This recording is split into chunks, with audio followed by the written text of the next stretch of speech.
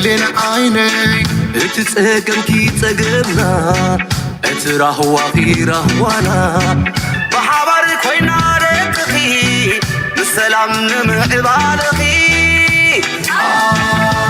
آلنا آلنا آلنا أبقى نخي آلنا آلنا آلنا أبقى نخي بسبقي خايو مشكوري خايو زقيات زقيزي متراري خايو زحم كل جيزي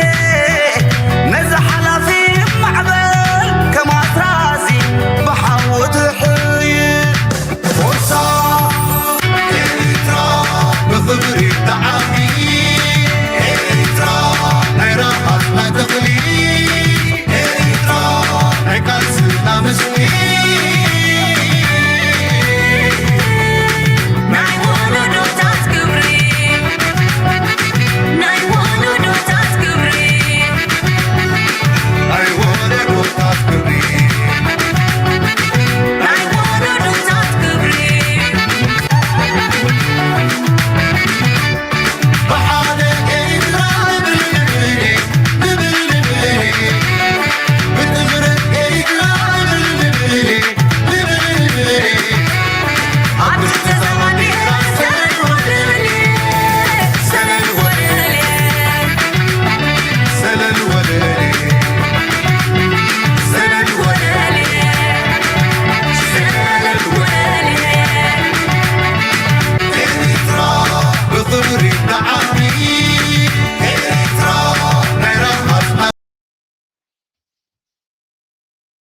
سلام تخطاتلتنا زي channel كمي تخونو تبوكت كونو ناي وتر تمنيتنان بهاقنانيو لومون كم وترو أقدا سنوانا وانتحسوتات حزنا لكم مسينا لنا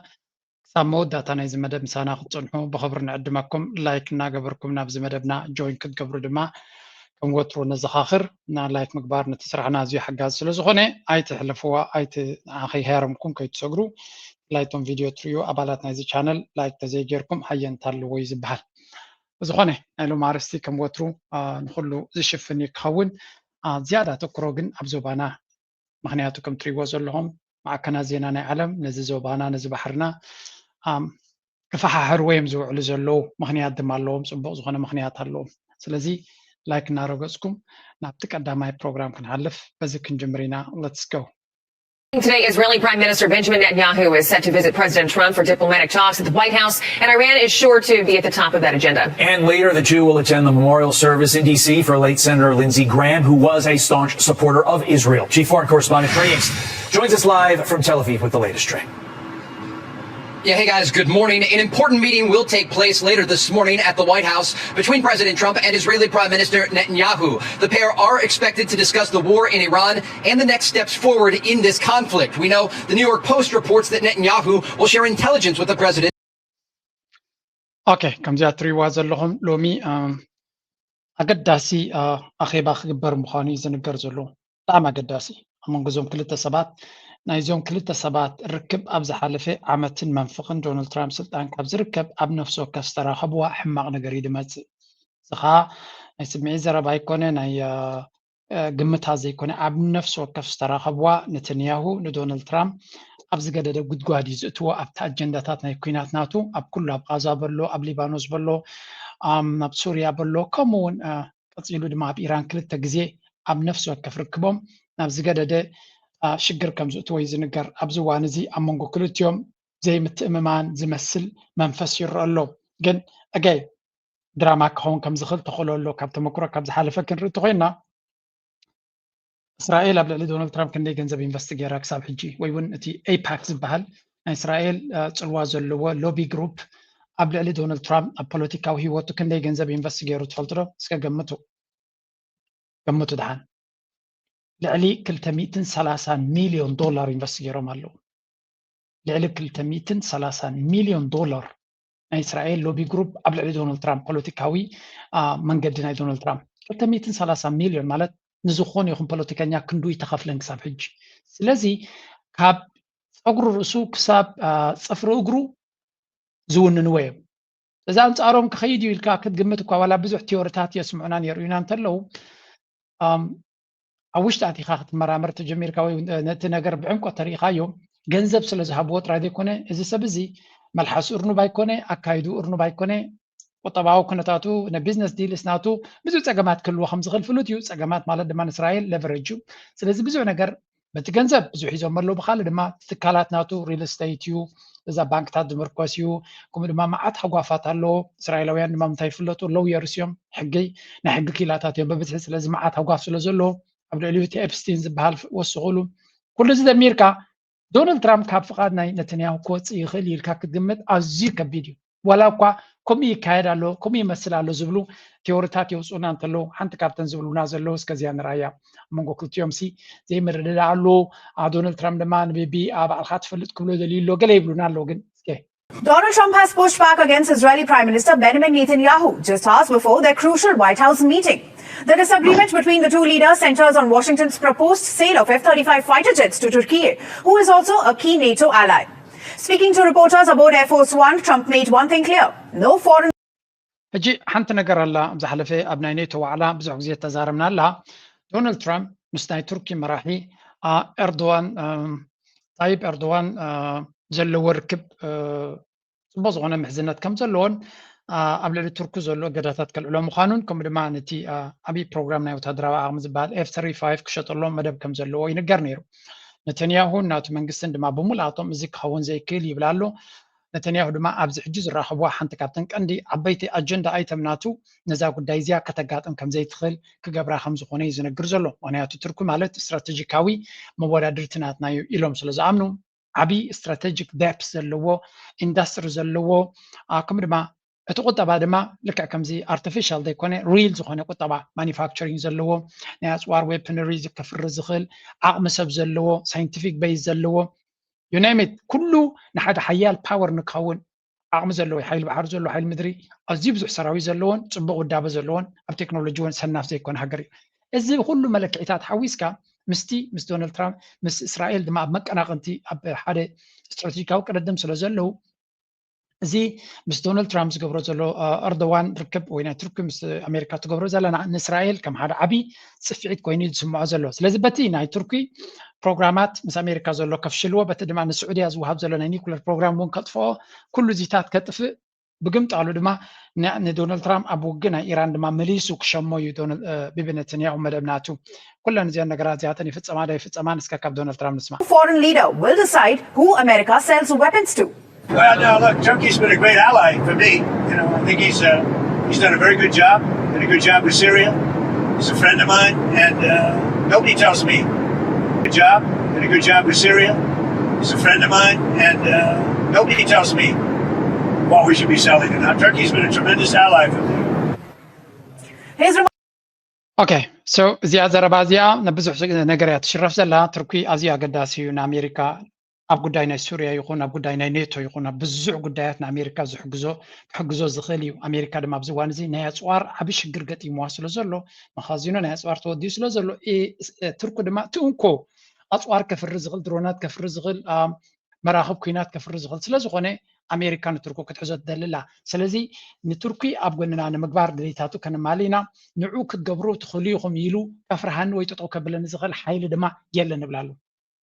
ታሪኻ መቸም ክንሰምዕና እቲ ዝብሎ ዘሎ ብትክክል ክገብሮ ይኽእል ዳይክእልን ንግዜ ዝግደፍ ኮይኑ እዚ ንሪኦ ዘለና ሓደ ካብተን ዓበይቲ ኣጀንዳታት ናይ ዶናልድ ትራምፕ ክኾና ምዃነን እዩ ዝንገር ዘሎ ናይ ቢቢ ነተንያሁ ነዚ ንምግምጣል ኩሉ ዝከኣሎ ክገብር ምዃኑ እዩ ድሮ ኣሜሪካ ኣትዩ ከም ዘሎ ይንገር ኣሎ A true friend of mine and of the state of Israel, Lindsey Graham, one of the greatest friends of the state of Israel of all time. On the issue of Iran, President Trump spoke from Air Force One on Monday, indicating the Iranians requested to meet following the 13-day U.S. bombing campaign. Now, the president appeared optimistic about the possibility of a deal. As reports indicate, Oman presented a proposal to Iran that would open the ከም ትሪእዎ ዘለኹም ስለዚ ኣብ ቀብሪ ናይ መን ኢኻ ትብሎ ይከይዱ ዘሎ ናይ ሊንሲ ግርሃም ዝበሃል ስነ ስርዓት ቀብሪ ናቱ ክካየድ ስለ ዝኾነ ናብኡ ንምስታፍ እዩ ከይዱ ዘሎ እዩ ዝበሃል ዘሎ and برقت تي كونتات كل سم كتاتلو يوز بزلو درو اب امريكا ناتو ممصا زي فتو سلاماو سلف غيرهم كم زلو انصارو يزنجر زلو እዚ ትሪእዎ ዘለኹም ባንዴራ ናይ ፈለስጢን ሒዞም ፍሪ ፓለስታይን ዝብሉ ኣብቲ መንገዲ ናይ ዋሽንግተን ንሱ ዝንቀሳቐሰሉ ሰላማዊ ሰልፊ ክገብሩ ይረኣዩ ኣለዉ ብርግፅ በዚታት ክቕየድ ዝኽእል ወይ ጠጠው ክብል ዝኽእል መራሒ ከም ዘይኮነ ፍሉጥ እዩ እዚ ርክብ እዚ ኣዝዩ ወሳኒ ክኸውን ምክንያቱ እቲ ኩናት ኣብ ኣዝዩ ኣገዳሲ ደረጃ ጠጠው ኢሉ ስለ ዘሎ እዚ ነዚ ምክትታል ክንገብረሉ ኢና እንታይ ዓይነት ስምምዕ ክገብሩ ይኽእሉ ናብ ምንታይ ክወድቁ ይኽእሉ ክንሪኦ ኢና ነተንያሁ ድሌታቱ ዝረክብ ሰብ ብኩሉ መንገዲ ገይሩ ኣብ ኩናት ዘእተው ሕጂ ድማ ናይ ስለያ ሓበሬታ ሒዘ መፅእ ኣለኹ ይብል ኣሎ ናብኡ ንክመልሶም ናብቲ ኩናት ንክመልሶ ክፅዕር ከም ዝኽእል እዩ ዝንገር ዘሎ እዚ ከምዚ ኢሉ እናሃለዎ ከሎ እቲ ኩናት ሓድሽ መልክዕ ቀይሩ ከም ዘሎ ድማ ብብዙሓት ካልኦት ይንገር The US-Iran war and the Russia-Ukraine war now merged in the Caspian Sea. After tensions in the Strait of Hormuz and the Red Sea, is the Caspian Sea about to become the next battlefield? We ask these questions because look at what has happened. Over the weekend, Ukraine struck an Iranian ship in the Caspian Sea. And today, Iran has fired back. ሕጂ ሓደ ነገር ንነዊሕ እዋን ብጎቦጎቦ ዝዝረብ ዝነበረ ሕጂ ግን ንፁር እናኾነ ዝመፅእ ዘሎ ብዙሓት ኮመንቴተርስ እውን ዝጠቕስዎ ዘለው እዚ ኩናት ናይ ኔቶ ወይ እውን ዩክሬን ናብ ራሻ ምስ ራሻ ዘካይዶ ዘሎ ኩናት ብርግፅ ራሻ ወሪራን ዩክሬን ሒዛታ ኣላ ተባሂሉ ናሬት ዝግበር ከምኡ ድማ ሕጂ ኣብ ኢራን ዝግበር ዘሎ ክልቲኡ ኩናት ሓደ ኩናት ክኸውን ይፀዓር ከም ዘሎ እዩ ዝንገር ዘሎ ለንቀነ ዘለንስኪ ኣብ ካስፒያን ሲ ዝበሃል መርከብ ናይ ኢራን ከም ዝሃረመ ይንገር ኣሎ ዩክሬን ወይ ከዓ ዘለንስኪ ነዚ ዝገበር ኩሉ ምክንያት ድማ ራሻ ንኢራን ትሕግዛ ከም ዘላን ስለያ ሓበሬታን ካልእን ጌራ ኣብ ልዕሊ ወታደራውያን ዕላማታት ናይ ኣሜሪካ ይፍፀም ከም ዘሎን ከምኡ ድማ ኢራን ብዝተፈላለየ መንገዲ ብድሮናታ በቲ ሻሂድ ድሮንን ካልእን ጌራ ንራሻ ብምድጋፍ ኣብ ልዕሊ ዩክሬን ብዙሕ መጥቃዕትታት ብዙሕ ዕንወት ከም ዘውረደት ብምግላፅ ከምኡ ኢሉ ነቲ ክስናቱ ኣቕሪቡ ኣሎ ኢራን ከም መልሲ ክብዎ ከሎ በቲ ናትካ ሎጂክ ኢሎም ዘለንስኪ ከምቲ ንስኻ ትብሎ ዘለካ እንተዝኸውን ነይሩ እዚ ኩሉ ሃገራት ኤውሮጳ ናይ ፈረንሳ ናይ ዓዲ እንግሊዝ ናይ ጀርመን ኣፅዋራት ብዩክሬን ገይሩ ናብ ራሻ ይኣቱ ኣሎ ናብ ራሻ ይትኮስ ኣሎ እዚ ማለት ራሻ ግብረ መልሲ ንዓዲ እንግሊዝ ክትሃርማ ኣለዋ ንጀርመን ክትሃርማ ኣለዋ ንፈረንሳ ክትሃርማ ኣለዋ ንስዊድን ንኖርዌይን ክትሃርመን ኣለዋ ማለት ካሊ በቲ ናትካ ሎጂክ ከምቲ ንስኻ ትብሎ ዘለካ እንተኮይኑ ራሻ ነዞም ኩለን ሃገራት ኤውሮጳ ሓነ ከተብለን ኣለዋ ማለት ካድዩ ኣነ ፅራልና እስከዛ ጉዳይ ከመይ ማለት ካ ኢሎም ነታ ናይ ዘረባ ክእለት ናይ ኢራን ንበይኑ እንድዩ ቀንዲ ዕላማ ነዚ ዝግበር ዘሎ ምክንያት ግን ይብልዎ ኣለዉ እቶም ኪላታት ካልእ ዕላማ ኣለዎ ዘለንስኪ ካብ ዜሮ ተበጊሱ ዝገበሮ ወይ እውን ንፅድቂ ኢሉ ዝገበሮ ከም ዘይኮነ እዩ ዝንገር ዘሎ መጀመርያ ኣብዚያ ስምዕዋ Sea, with the Ukrainian President Volodymyr Zelensky arguing that it was a justified strike since Iran is essentially, in his words, providing Shahed drones. Game this out and realize it was a dumb move. But I'm just curious what your overall thoughts are, and then I'll ask you some more specific questions. Sure. So first of all, I think we can all... ሕጂ መጀመርያ እቲ ዩክሬን ነዚ ክትገብር ከላ ንምንታይ ምክንያት እያ ጌራቶ ብርግፅ ራሻ ኣብ ልዕሊ ዩክሬን ዝገበረቶ ብዙሕ ሰብ ዩክሬን ስለተወረረት ኣብ ጎኒ ዩክሬን ኮይኑ ነይሩ እዩ ንነዊሕ እዋን ግን ጉዳይ ናይ ዩክሬን ብሕማቅ ዓይኒ ክትመፅ ፀኒሑ እያ ትብል ኣብዚ እዋን እዚ ድማ ናይ ዩክሬን መራሕነት ኣብ ኢራን ኣብ ዘይምልከቶም ጉዳያት እዮም ነዚ ምግባሮም እስትቢት ስጉምቲ ምዃኑ ፍሉጥ እዩ ብኸመይ ተንብቦ ኣለካ ስኻ እስኪ ትብሎላ ሓደ ካብቲ ነዚ ኩነታት ናይ ኢራን ብፍላይ ብዕምቆት ዝትንትኖ ሰብ እዩ recognize that Russia's invasion of Ukraine was a violation of international law and an illegal move. That, however, does not mean that everything Ukraine does afterwards is justified or legitimate, or vice versa, in other conflicts. So I think we have to deal with all of them in their right context. And what is happening here potentially, I'm not,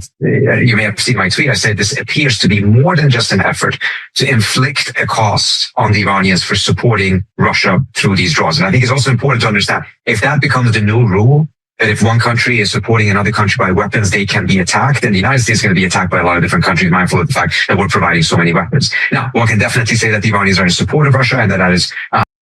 ሕጂ እንታይ ዝብል ዘሎ መጀመርያ ኣነ ከም ናተይ ርእቶ ዩክሬን ስለተወረረት ኣብቲ ኩናት ናይ ራሻ በዚ መልክዕ እየ ዝርዮ ወራሪት የዓለም ለኻዊ ሕጊ ፍሪሳያ ራሻ እናበለ ይዝጠቅስ ግን እዚ ስለተወረርካ ግን ካብ ራሻ ወፃኢ ኣብ ዘለኻዮ ከይድካ ስጉምቲ ክትወስድ ኣለካ ማለት ኣይኮነን ንኣብነት ሓደ ካብቲ ሕማቕ ወይ እውን ሓደገኛ ስጉምትን ሓደገኛ ነቲ ስጉምቲ ዝወሰድካዮ መግለፂ ትጥቀመሉ ዘለካ ድማ ዝገደደ ይብላ ኣሎ ምክንያቱ ንኢራን ንሃርማ ዘለናሲ ኢራን ራሻ ትሕግዝ ስለ ዘላ ወታደራዊ ሓገዝ ስለ ትገብረላ ዘላ ኢና ንኢራን ሃርማ ዘለና ዝብል ዘረባ እንታይ ማለት እዩ እዚ ዘረባ እዚ ከም ሓደ ቅድመ ኩነት ክቕመጥ ኮይኑ ኣሜሪካ ንክንደይ ሃገራት ወታደራዊ ሓገዝ ትገብር ስለዚ ብኻላ ዘራርባ ኩለንተን ጸላእቲ ኣሜሪካ ንጸላእዮም ትሕግዞም ዘላሲ ንኣሜሪካ ክሃርሙ ኣለዎ ማለት ካቲ ሎጂክ ይብሎ ኣሎ እዚ ዘረባ እዚ ነብሱ ዝኻለ ፀገም እዩ ዝፈጥር ብፍላይ ንሃገራት ኤውሮጳ ማለት እዩ ምክንያቱ እንድሕሪ ንሓጋዚ ንኣብነት ራሻ ቀፃሊ ምንታይ ፑቲን ኣብ ምንታይ ፀቕጢ ዝስምዖ ዘሎ እዩ ዝበሃል ዘሎ ሃገራት ኤውሮጳ ቀጥታዊ ዝኾነ ወይ ከዓ ዓብዪ ኣስተዋፅኦ ኣብቲ ኩናት ናይ ዩክሬን ይገብሩ ከም ዘለዎ ድሮናት ይኹን ካልእ ኣፅዋር ርዱ ነገርን ዝኣክል ጭብጢ ዘለዎን እዩ ስለዚ እዚ ኩናት ናይ ዩክሬን ዝብርትዕ ዘሎ ብፍላይ ኣብ ውሽጢ ራሻ ዝግበር ዘሎ መጥቃዕትታት ብድሮናት ካብ ኤውሮጳ ዝመፅእ ዘሎ ድሮናት እዩ ብኡ መንፅር ራሻ ግብረ መልሲ ኣብ ኤውሮጳ ክትህብ ከም ዘለዋ ብዙሕ ግዜ ኣብ ልዕሊ ፑቲን ፀቕጢ ከም ዘሎ እዩ ዝንገር ስለዚ እዚ ዘለንስኪ ገይርዎ ዘሎ ደይ መደይሉ ሓደ ንራሻ ከምኡ ዓይነት ስጉምቲ ንክትወስድ ክገብር ካልኣይ ድማ መንታ ኔቶ ናብቲ ኩናት ክኣቱ ካልኣይ ድማ እንድሕሪ ኣሜሪካ ነዚ ናይ ዩክሬን ሎጂክ ተቐቢላቶ እሞ ሓገዝ ናይ ዩክሬን ክትጥቀም ጀሚራ ንራሻ ናብ ካልእ ኩነታት ክደፍኣ ይኽእል እዩ ስለዚ እቲ ኩናት ናይ ራሻን ናይ ዩክሬንን ናይ ኢራንን ስለዝተሓዋወስ ኣሜሪካ ኣብ ክልቲኡ ቀጥታዊ ኢድ ንክትእቱ ከገድዳ ዝኽእል እዩ ነዚ ድማ ንዶናልድ ትራምፕ ኳ ክንደይናይ ከይርድኦ ግን እቶም ናቱ ቀረብቲ ነጊሮም ኣለዉ ኢዱ ከውፅእ ድሓን መፅናዕቲ ክንገብረሉ ኢና ከመይ ማለት እዩ ኣይተረዳእና ገለ ብምባል ነፍሱ ካብቲ ኩነታት ከርሕቕ ፈቲኑ ኣሎ ሓንቲ ካብቲ ዘለንስኪ ስለያዊ ሓበሬታ ናይ ራሻ ንኢራን ይሕግዛ ኣሎ እቲ ኢራን ትረኽቦ ዘላ ሓበሬታ ድማ ንኣሜሪካ ከቢድ ዕንወት የውርደላ ኣሎ ዝብላ ዘሎ ሓንቲ ካብኣተን እዚኣ ዘረባ እዚኣ መንግስቲ ኣሜሪካ ድማ ሓቢእዋ ከም ዘሎ እዩ ዝንገር Secret CIA base in Kuwait. 50 agents allegedly killed. And America may be hiding every detail. The claim comes from Joe Kent, a former Green Beret, CIA paramilitary officer, and former director of the U.S. National Counterterrorism Center, a man who spent 20 years inside the system. According to Kent, Iran did not just hit a military base, it struck a classified CIA facility housing American intelligence personnel, and 50 agents were allegedly killed. But here is what America officially said: nothing. ሕጂ እንታይ እዩ ዝበሃል ዘሎ ኣብዚ ዝሓለፈ እዋናት ኢራን ኣብ ልዕሊ ኩዌት ብዝገበረቶ መጥቃዕቲ ብዙሕ ቤይዛት ናይ ኣሜሪካ ከም ዝሃረመትን ከም ዘዕነወትን ዝዝከር ኮይኑ ኣብ ኩዌት ግን ሓደ ኣገዳሲ ቤይዝ ናይ ክላሲፋይድ ማንም ክፈልጦ ዘይግባእ ሓደገኛ ቤይዝ ናይ CIA ብምህራም ከባቢ 50 ወታደራት ኣብቲ ጉዳይ እቲ ከም ዝተቐትሉ እዩ ዝንገር ዘሎ ኣሜሪካ ድማ ነዚ ጠቕላላ ሓቢኣቶ ከም ዘላ እዩ ዝንገር ዘሎ ንዑዝ ነዚ ሓበሬታ ዘውፅእ ዘሎ ሰብ ድማ ጆ ኬንት ዝበሃል ሓላፊ ናይ ካውንተር ቴሮሪዝም ዝነበረ ክሳብ እዚ ኩናት ዝጅምር ናይ ዶናልድ ትራምፕ ናይ ነዊሕ እዋን ደጋፊ ዝነበረን ቀዲም ወታደርን ስለያ ናይ ኣሜሪካን ዝነበረ እዩ ስለዚ ኣብ ኩዌት ብዙሕ ዕላማታት ከም ዝተሃረመ ዝፍለጥ ኮይኑ ናይ CIA መደበር ግን ክፍለጥ ኣይግብኦን እዩ ኣብ ስዑድያ ቅድሚ ሕጂ ዝዝክርቱ ኮይንኩም ኣብ ሪያድ ኤምባሲ ናይ ኣሜሪካ ኣብ ስዑድያ ከም ዝተሃረመ ጥራይ ዘይኮነ እቲ ማህረምቲ ቀንዲ ነቲ ናይ CIA ሰክሽን መጥቃዕቲ ከም ዝተገበረሉ ሕማቕ መጥቃዕቲ ከም ዝተገበረ ኣብኡ ዳርጋ ሓበሬታ ኣብ ዘምፅአልኩም ነይረ so this was very very interesting ከመይ ጌራ ረኺባቶ ኢራን ኢልካ ራሻ ሓጊዛታ ክኾን ኣለዎ ዝብል ዘረባ ጎሊሑ ይርአ ነይሩ ደጊሞም ሕጂ ድማ ናይ CIA መደበር ኣብ ኩዌት ተሃሪሙሎ እቲ ዝወረደ ዕንወት ድማ ዓብዪ ይበሃል ኣሎ ስለዚ ንኩሉ ኣተሓሒዝካ ክትሪኦ ከለካ እቲ ኩነታት ክሳዕ ክንደይ ከቢድ ከም ዘሎ እዩ እዚ ጥራይ ግን ኣይኮነን ኣብ ብዙሕ ቦታታት ኣሜሪካ ብዙሕ መጉዳእቲ ወሪድዋ ከም ዘሎን ቁፅሪ ናይ ቁሱላትን ጉዱኣትን ኣብቲ ዓዲ ድማ ዶናልድ ትራምፕ ክሸፋፍኖ ይፍትን ኣሎ እምበር ካልእ ከም ዝኾነ እዩ ዝንገር ዘሎ listen to this one now. Its war casualty database, adding more than 140 wounded and restoring 4 soldiers killed in Iranian strikes last weekend since the US launched its war with Iran on February the 28th. 18 US troops have died and 624 have been wounded. Now, this comes after the Pentagon faced scrutiny last week when an apparent data glitch on the website meant that casualty numbers actually decreased. ሕጂ እንታይ ይብሉ ኣለዉ እቲ ፔንታጎን ዝበሃል ሓደ ነገር ገይሩሎ እዮም ዝብሉ ዘለዉ እሱ ድማ እንታይ እዩ ቁፅሪ ናይ ቁሱላት ዴታ ግሊች ኣጋጢሞሲ ብዙሕ ምቅያር ከም ዝገበረ ክነግሩ ቀኒዮም እዮም እጂ እንታይ ተቀያይሩ ዘሎ ንዝብል ንኽንርኢ እንተኮይና መጀመርያ እቶም ዝሞቱ ቁሱላት ናይ ኣሜሪካ ለንቀነ ኣጉዲልዎም እንደገና ድማ ወሲኽዎም ኣሎ ጠቕላላ ፔንታጎን ኣፕዴትስ ኢራን ዎር ካዥዋልቲ ካውንት ቱ 624 ክሳብ ሕጂ ቁሱላት ዘለው ዝተጎድኡ ዝሞቱ ዘይኮኑ ዝተጎድኡ ዝቆሰሉ ማለት እዩ 624 ወታደራት እዮም ዝብሉ ዘለው ኢራን ካብዚ ቁፅሪ እዚ ኣፀቢቑ ከምዚ ዓብያ ትነግር ግን ኣሜሪካ እዚ ትቁፅሪ ትብላላ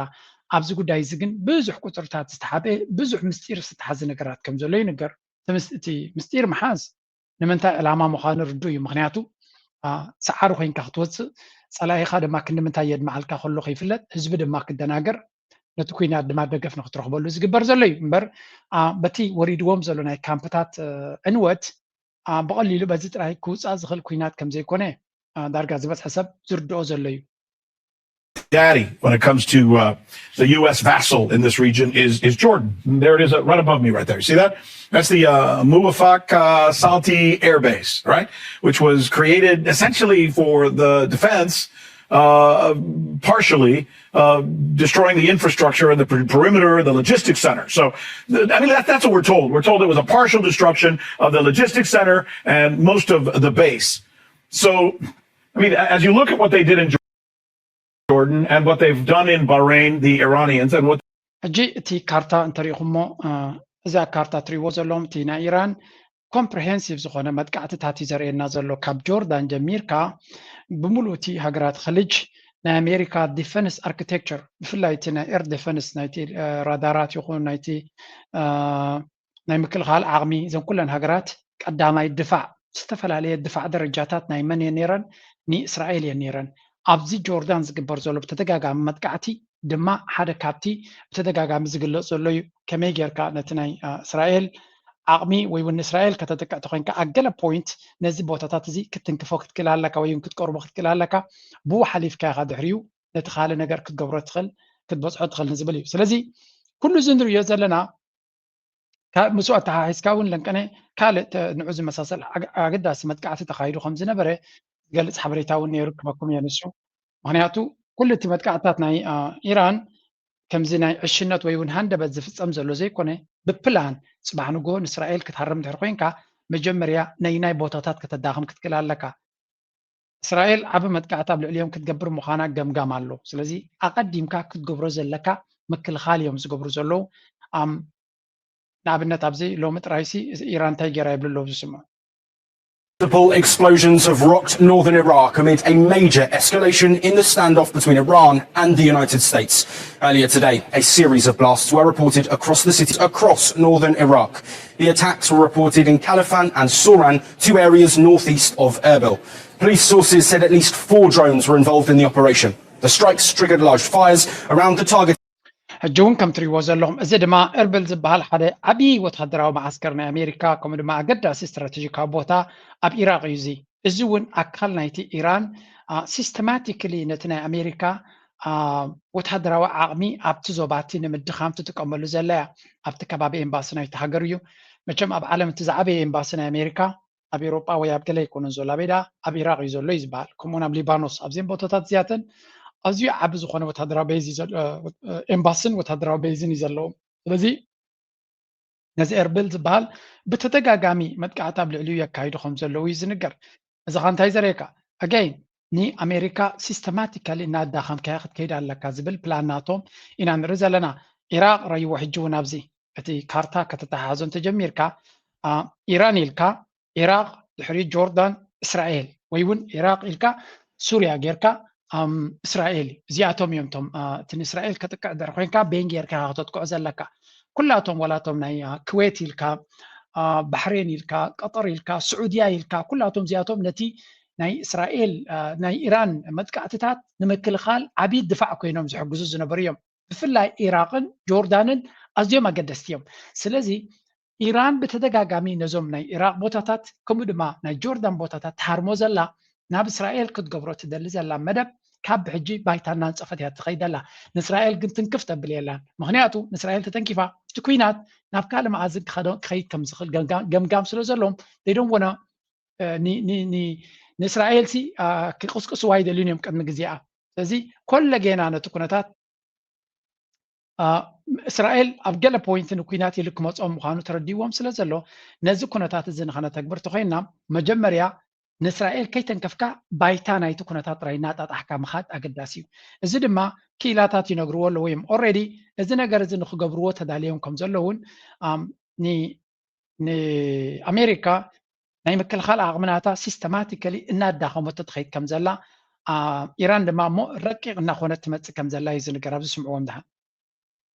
happened that caused the administration to realize faster than they otherwise would have that this is not going to go down well and it's going to be costlier than the first round of the war. And that is what happened in Jordan. Because what happened in Jordan is not just that the Iranians struck an American base with significant precision and got through the air defense systems. We knew that they could do that. It's that the Iranians appear to have had real-time intelligence of what was going on in that base. Because something was happening there that the Iranians found out very quickly, and then within 7 minutes, they struck. Which is very different from what we saw in the first round of the war, in which they had better intelligence, but it seems like essentially they were buying commercial satellite images from Chinese or other outlets that had higher resolution, but it was still 5 to 10 days old. Now we're talking about them having live intelligence. That changes the picture dramatically when it comes to force protection. There you go. So again, these are very, very interesting information. እንታይ ዝብለኩም ዘሎ ትዊተር ፓርሲ ኣብዚ ጆርደን ኣብዚ ማዓስከር እዚ ዝተኻየደ መጥቃዕቲ ኣነ ገለ ክፋል ናታ ሰሚዐያ ነይረ ግን ከምዚያ ገይሩ ኣብርሂልና ይነበረን ዘብርሕ ሓበሬታ ኣይኮነን ኣብዚ ናይ ጆርዳን መጥቃዕቲ ተቐይሕ ዘሎ እዩ ኣብኡ ዝገበሮ መጥቃዕቲ 4 ወታደራት ዝተቐተሉሉ ብዙሓት ነፈርቲ ድሮናት ብዙሕ ኣፅዋር ዝተሃረመሉ ቦታ እዩ ነይሩ ኣብቲ ቦታ እቲ ዝተገበረ መጥቃዕቲ ካብ ባይታ ኣገዳሲ ምንቅስቃስ ካብቲ ማዓስከር ናይ ኣሜሪካ ወታደራዊ ምንቅስቃስ ናይ ኣሜሪካ ርዮም ነቲ ዝግበር ዝነበረ ብዝቐልጠፈ ፍጥነት ግብረ መልሲ ክብሉ ዝኽኣሉ ኩነታት እዩ ነይሩ ኢራን ስለያ ሓያል ከም ዘለዎም ይፍለጡ እዮም እቲ ፀገም ናቶም ግን ቴክኖሎጂ ሕፅረት ነይርዎም ስለዚ ሪል ታይም ሓበሬታ ቀልጢፎም ረኺቦም ቀልጢፎም ስጉምቲ ክወስዱ ኣይክእሉን እዮም ነይሮም እዛ ፀገም እዚኣ ተቐይረ ከም ዘላ እዩ ዝርገር ዘሎ ምክንያቱ ሪል ታይም ሓበሬታ ብቕልጡፍ ብስእልታት ዝነፅር ሓበሬታ ረኺቦም ቀልጢፎም መልሲ ንክቡ ብቅዓት ረኺቦም ከም ዘለውን ንኣሜሪካ ድማ ዘይተፀበየቶ ዓይነት ሓደጋ ይኮይንዋ ዘሎ ብኡ መንፅር ድማ እቲ ናይ ኣሜሪካ ክሳራታት ናዕበየ ይኸይድ ኣሎ እዮም ዝብሉ ዘሎ እዚ ድማ ነቲ ኣሜሪካ እቲ ዝሓየለ ዓቕምናት ኣብቲ መጀመርያ ስለተጠቀመትሉ ናብ እቲ ኩናት ግዜ እናወሰደ ክኸይድ ከሎ ኣሜሪካ ክትጥቀመሉ ትኽእል ፍሉይ ሓይሊ ወይ ፍሉይ ጥበብ ክህሉ ይክእልን እዩ ነቲ ቀደም ዝተጠቀመትሉ እያ ክትደግም ትኽእል ብግምጣሉ ኢራን ካብዚ ኩናት እዚ ቀልጢፎም እናተማሃሩ ኣዳፕት እናገበሩ እናቀየሩ ይኸዱ ስለ ዘለው እንታይ ይፈጥር ኣሎ ንኣሜሪካ መመሊሱ ሽግር ይፈጥረላ ዘሎ መጠን ግዜ ዝወሰደቲ ኩናት ድማ መጠኑ እቲ ኩነታት ንኣሜሪካ ዝኸበደ ክኸውን ከም ዝኽእል እዮም ዝነግሩና ዘለው ካልእ ለንቀነ ባዕሎም ቻይና እውን ብፍሉይ ንኣሜሪካ ንኢራን ትሕግዛ ኣላ ከዓ ክብሉ ጀሚሮም ኣለዉ Increasingly involved in the conflict with Iran by pouring billions into infrastructure, energy, and development projects throughout that region. Reuters is reporting that Beijing is pushing for new talks between the U.S. and Iran to restart diplomacy. President Trump warning against China's involvement, saying any interference would have serious consequences. Joining me now is Gatestone Institute senior fellow Gordon Chang. ሕጂ እንታይ እዮም ዝብሉ ዘሎ ኣብዚ እንተሪኢኹሞም ቻይና ምስ ኢራን ዘለዋ ዝምድና መሊሳ ክትሕይሎ ትደሊ ከም ዘላ እዩ ዝንገር ዘሎ ካልእ እውን ዲፕሎማሲ ቀልጢፉ ነቲ ቦታታት እቲ ናብ ሰላም ገፁ ንክወስዶ ፃዕሪ ትገብር ከም ዘላ ባት ከም ዝብልዎ ዘለው ቻይና ነቲ ኣብ ልዕሊ ንኢራን ዝያዳ ክትዕጥቃን ሓይሊ ክትባን ቴክኖሎጂ ክትውስኻላን ትፍትን ከም ዘላ ብኡ መንፅር እውን ነቲ ንኢራን ድሕሪ ኩናት እዚ ኣሜሪካ ዝለዓለ ሽርክነት ምስ ኢራን ገይራ ወላ እውን ሰላም እንተገይሮም ማለት እዩ ንቻይና ከውፅዋ ይትመደቦም ግን ንዑ ዝመስል ነገር ይርዩ ኣለውን ኣብቲ ከባቢ ዘሎ ፓኪስታን በሎ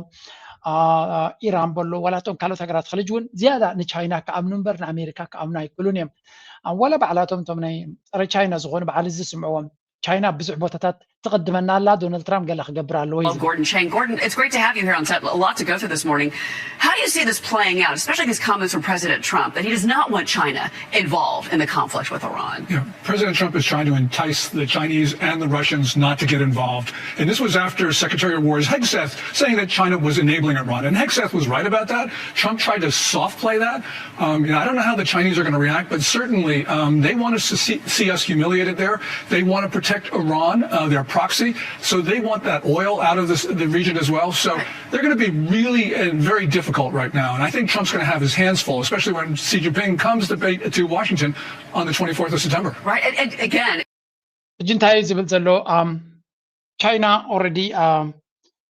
ውርደት ናትና እንጆይ ትገብረላ ንዋረት ከም ዘለና ይርኢ ለው ዶናልድ ትራምፕ ንቻይና ክኸስስ ይደሊ የለን ምክንያቱ ወርሒ ትሽዓተ ውንርክብ ክልዎ ስለ ዝኾነ ብዙሕ ነገራት ንቻይና ክዘራረቦ ዝደሊ ኣሎ ወላ እኳ እቲ ሚኒስትር ምክልኻል ናቱ ቻይና ኣብዚ ኩናት እዚ ንኢራን ትሕግዝ ኣላ ዝብል ሓበሬታ የውፅእ እንተሎ ዶናልድ ትራምፕ ንዑ ክቕበሎ ይደሊ የለን ስቲል ኢራን ትሳተፍ ቻይና ትሕግዝ የላን ፕሬዚደንት ሺ ቃላት ይለዩ ብምባል ክሽፍኖ ይፍትን ከም ዘሎ ግን ቻይና ብጣዕሚ እንጆይ ትገብሮ ዘላ ነዚ ኩነታት እዚ ምክንያቱ ውርደት ናትና ኣብ ቅድሚ ዓለም ይርአ ስለ ዘሎ ይፈትዎ ኣሎ እዮም ዝብሉ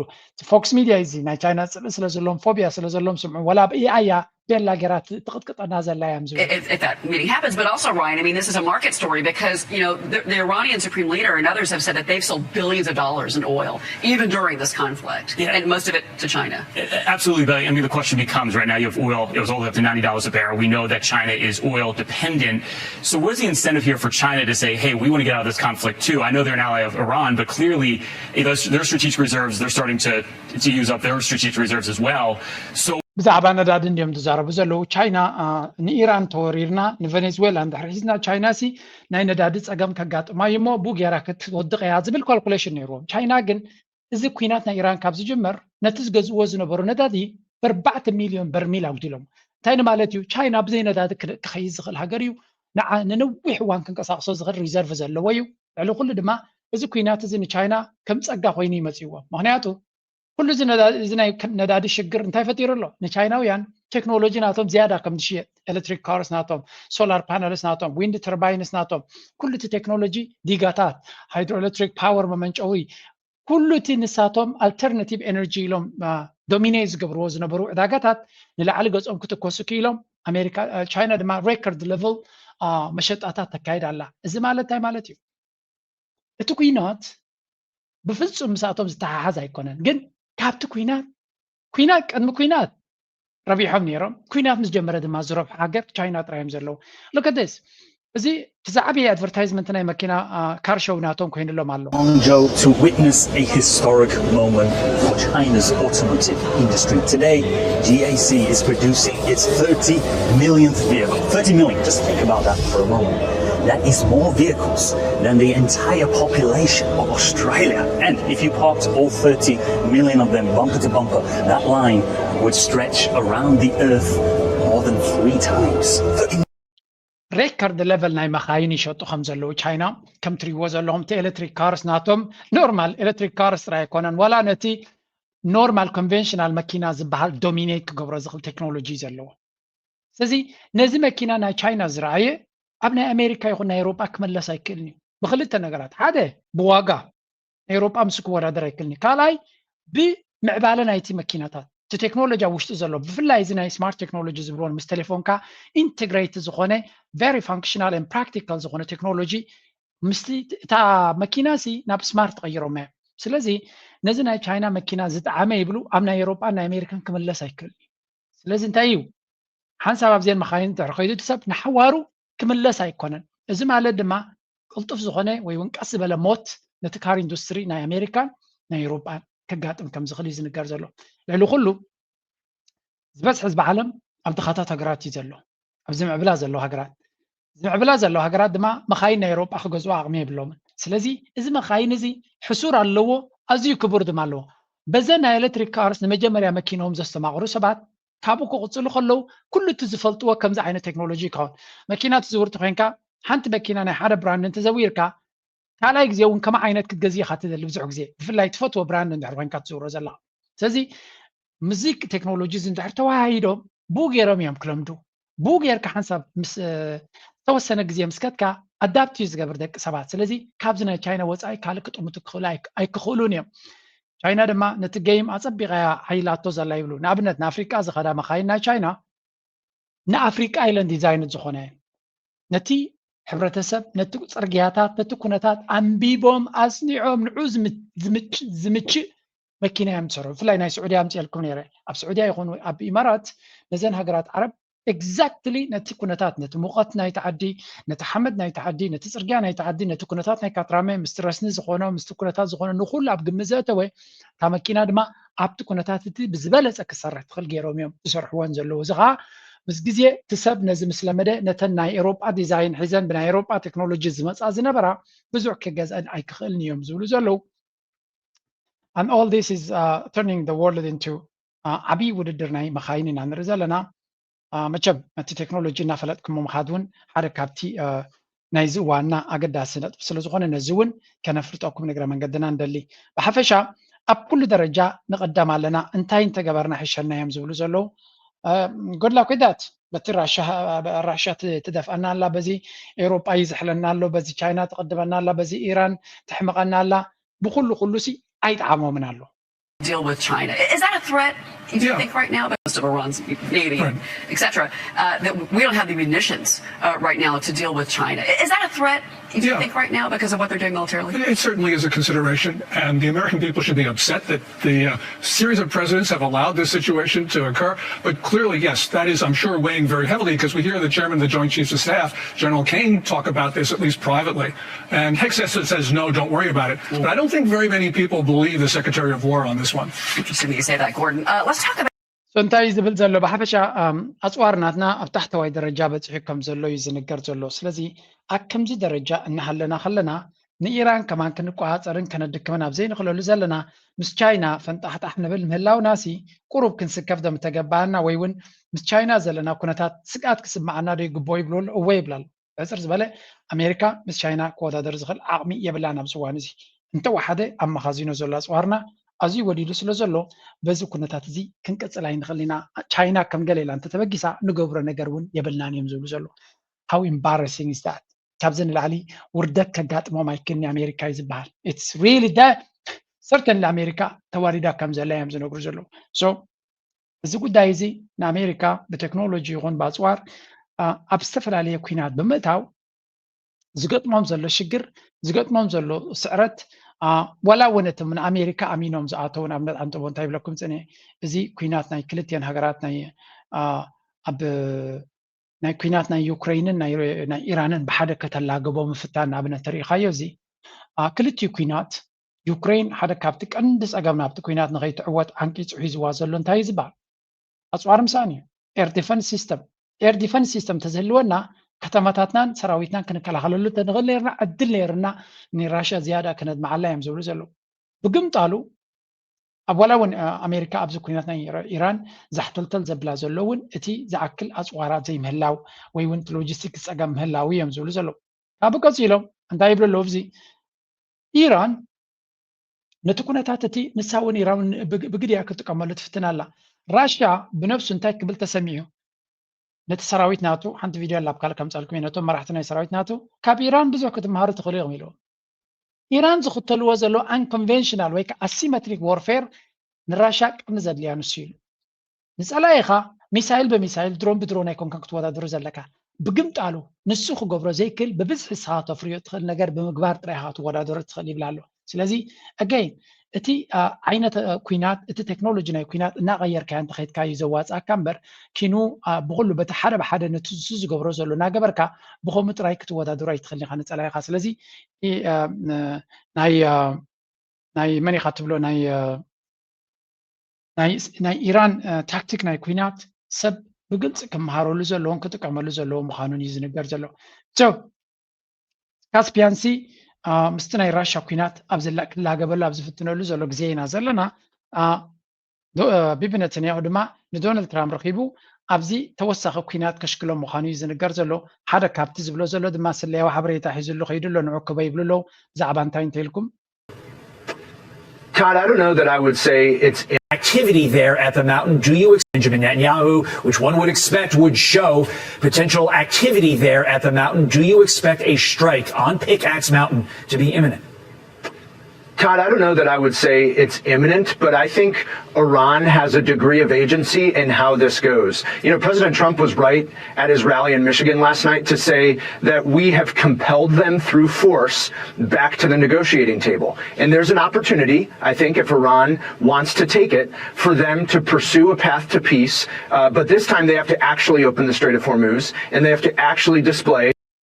كم تري وزلهم هذا كابتي نتنياهو ندونالد ترامب حدش نايسلياو حبريتا زلوهم أمريكا زي بالله إسرائيل زلوا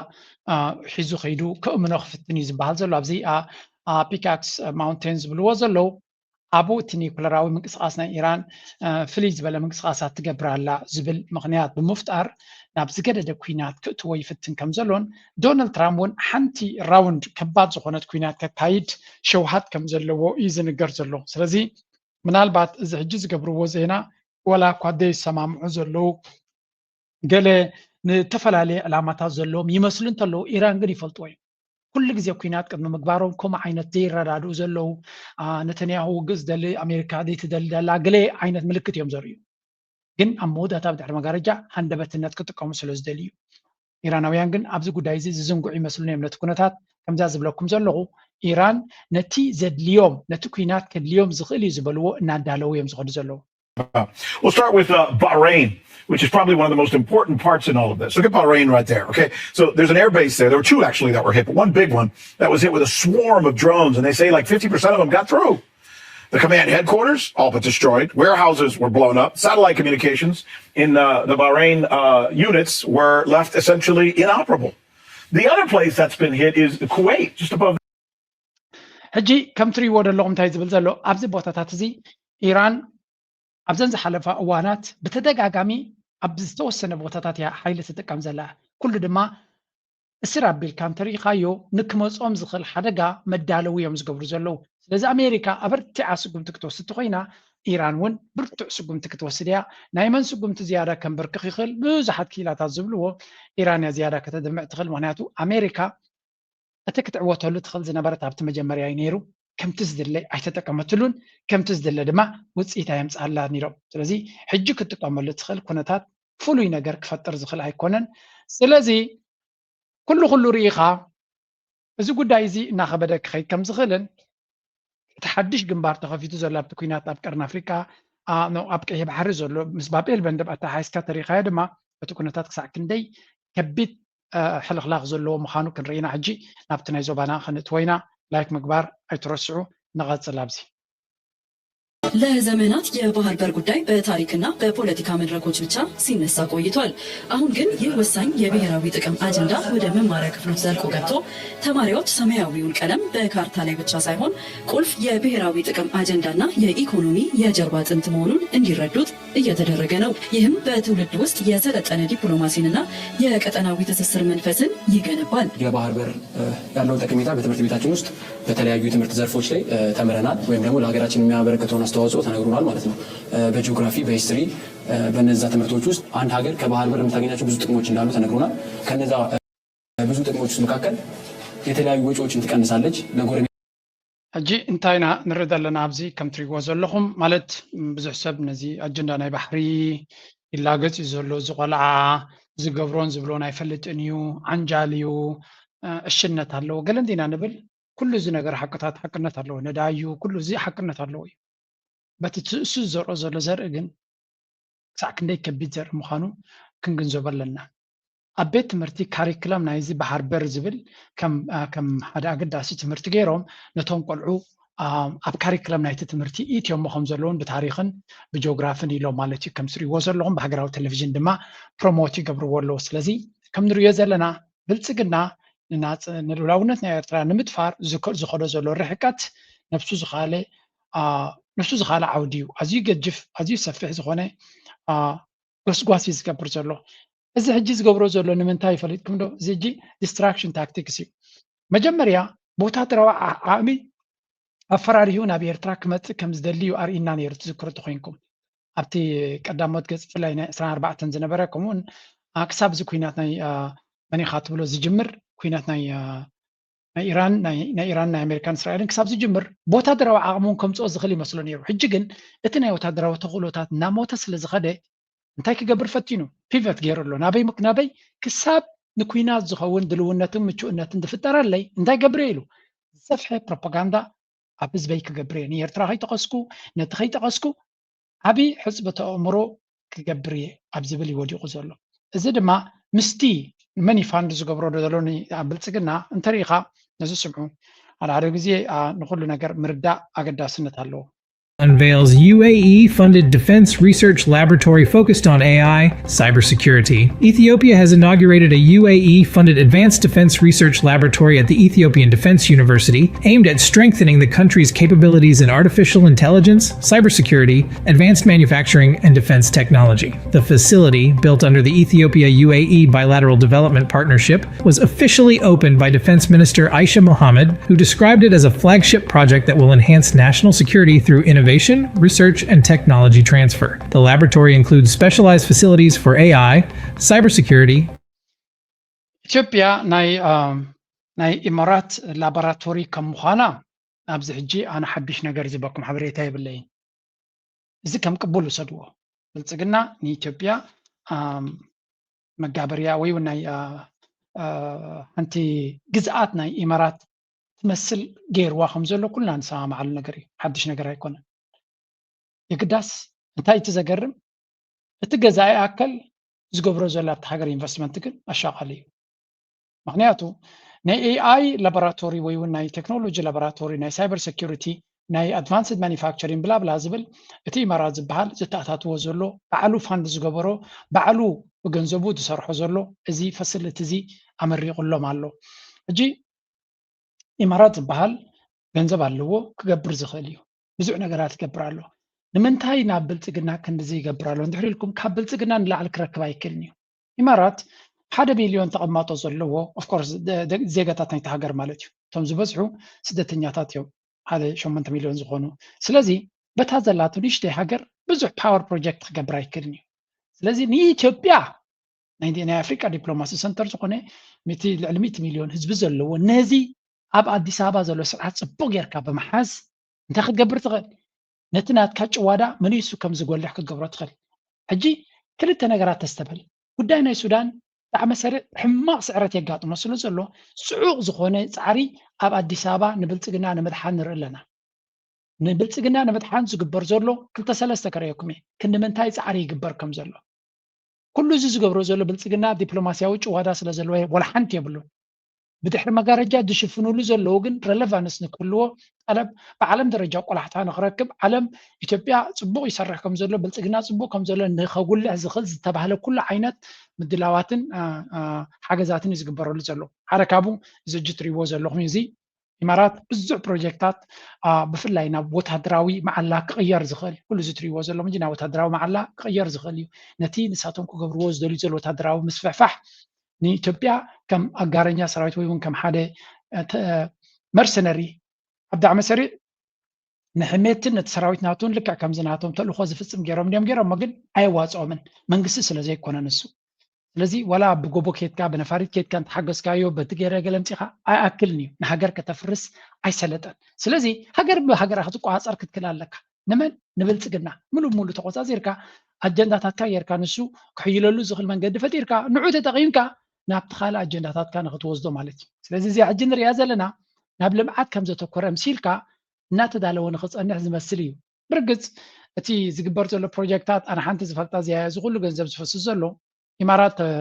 ተደይሰሊጥዎ ወይ ፋሓተይልዎ ንኢትዮጵያ እዩ ሕብረት ሶቪየት መዓት ቢልዮናት ገንዘብ ሂቦም ነይሩ ደርጊ ምስ ወደቐ ዕዳ ይበሃል ግን ብዙሕ ንዕዳ ንራሽያ ክኸፍሉ ዝተጨነቕዋ ይረኣናን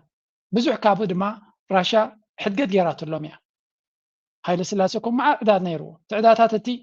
ብዓብ ክፋል ሕድገት ተገይሩሎም እዩ እንታይ ንማለት እየ ሓደ ግዜ እዚኦም እኳ ኣቦ ብዕዳ ተበሊዖም እዮም እኮ ገለገለ ነው አይ ቲንክ ዲስ ፒፕል እቶም ንዖም ዘለቅሕዎም ይቀያየሩ እዮም ካምቢያ ይወፅዩ ሓደ ይፀንሕ ምሽ ናብ ቻይና መዓት ተለቂሓላ ካብኡ ንላዕሊ ከተለቅሕ ስለ ዘይትኽእል ተፀጊዓ ኣላ መን ካልኦት ሃገራት ቦታ እናተኩ ይመፅሎ ስለዚ እዚ ጎረቤትና ሃገር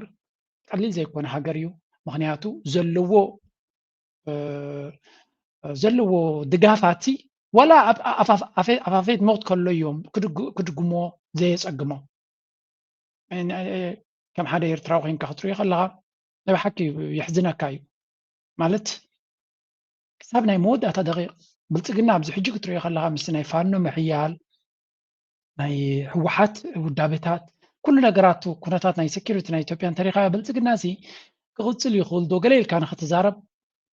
زأكل كونتات لك بلتقنا نخندي كغتسل خليلو سبزو يزارب يقداستو منعو دو قمتناتو still they are trying their best to save his ass and one of them is this trajectory of this region and the continent. I'm especially grateful to the Minister of Defense for co-hosting the symposium and to every delegation that has traveled from more than 40 African nations to take part in this gathering. I'd like to thank the 25 industry partners who traveled from the United States to showcase American commercial excellence in logistics and communication. This robust participation demonstrates our shared determination to strengthen Africa's security through practical cooperation. Today we come together. زتريو زلهم أمباسادرنا إثيوبيا أب أمريكايو إرفن ماسينغا حدا سيمبوزيوم ناي أمريكان كانت أنو بزحات هجرات أفريقيا استشاتفوا ناي وتدراو لوجيستيكس تنكف بمنستري مكلخال ناي إثيوبيا استدادوية مزولو تي حقا مسلناتو إمارات فاندوز قبرتهم خانو كنت ترى تخلني خابزي ولا تم ممس أنا يتم هجرات كل اختريو خلها إذا حجين ريوزل أنا أمريكا أمباسادرن كم دم أنا أفريقيا مزبها حلافي مسيو أوز قبرو نتي جبسي إيرترا أب كايرو زقبرو إيرترا جبسي سوماليا زقبرو ناي بحكي ني بلس قلنا سلدسن بدي أمريكا تالي مع تومي عزبل زرباون زيادة نتزربس لتراي نعو كومبنسيت نمقبار أمريكا ستيل ني أمريكا مس إثيوبيا كمزلا إثيوبيا تقد سو مخانا نخفلتو زمسل زربا إنا نرزلنا حوسي مغششون كتولت خلي خاقن أجاي تعلمان أمريكا جنوسوري سراويتنا أمريكان وتدروا عامنا أمريكانس إن نارتهم أجندة أقد داس مخانو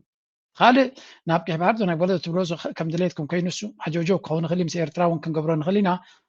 أتي سراويتنا إثيوبيا بس حزب سلزلو ني قداينا التيروريزم دي نقله أتي وتحضر إثيوبيا كم زقدسهم نعطاتهم نعوز تنكف أجنداتات مس إثيوبيا نخجبرو سأقام كم زي بلهم يمزرو يزلو حركاتهم نافريكم حلاف زلوون أو مسينير. The importance of what logistics and communications bring. This is the first time that we've combined both logistics and communications, but they are absolutely critical, as everyone knows, to military operations, and you can't conduct operations without them. Unfortunately, we don't always invest in logistics and sustainment like we should. And so this is part of why we're here, is to highlight the importance of that, to highlight the importance of that foundational investment, and that no matter what weapons كم تريو زلهم بزعبا ناي وتدراو لوجيستيكسن كوميونيكيشنن بزعبو يكساربي لمتي أبزي مخنياتو نزخون يخون وتدراوي مقصاصات كتقبر كلها أزيوم أقد سبعتات يوم زيوم يبلالو زوم بعتات أزياتهم بزي سو حد عوض زخون وتدراو أوبريشن كتقبر يتخلني خا لوجيستيكس ناتكا نتي تقبرو كل نجار كجز بزخل من قد كدالو مزخل كمون تي كوميونيكيشن دما كل تيوتي ركباتون أقد داسو مخانو يوزم هرم زلو إذا عجيت تاي زريكا أمريكا ني بلتقنا حانت كابتلن كان ببزحي أزارة بخوين زغني زي هذا أرتكل ونابز تسحيف له مسكة تتعازو تخليها أب هذا أرتكل واتي لابز أفريكا انتليجنس بلوه انتايوم زبلو زلو مسات بلوس ويكا سبيشال ادفايزر ناي دونالد ترامب اب افريكان هاجرات عربن مسات بلوس مسيرترا زغبرو زلو زمدنا ني نتي زمدنا ناي امريكا بقرن افريكا رغا خو غبرو لي خلي مخنياتو امنا مسيرترا زمدنا كفتر مفتانو ني اثيوبيا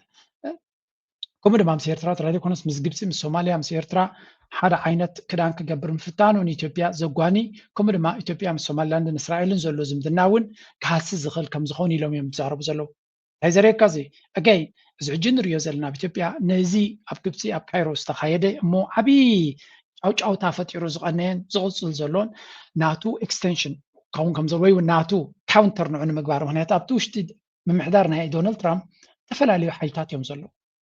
ستيت ديبارتمنت تبع أمريكا بماركو روبيو يزون ننزلو ويزمرح زلو ماركو روبيو دما قطع ناي اسرائيل ربحه زغد سوسبيو سلازي ولاقوا تكال ربحاتات ناي دونالد ترامب نابن دونالد ترامب مس غبسي صبغ زمدنا له سلازي ناي غبسي اغدا سنت كم زلو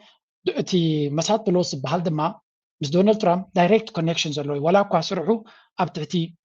ماركو روبيو انتخونه جن ناي دونالد ترامب سبيشال انفوي كاسلو زخونه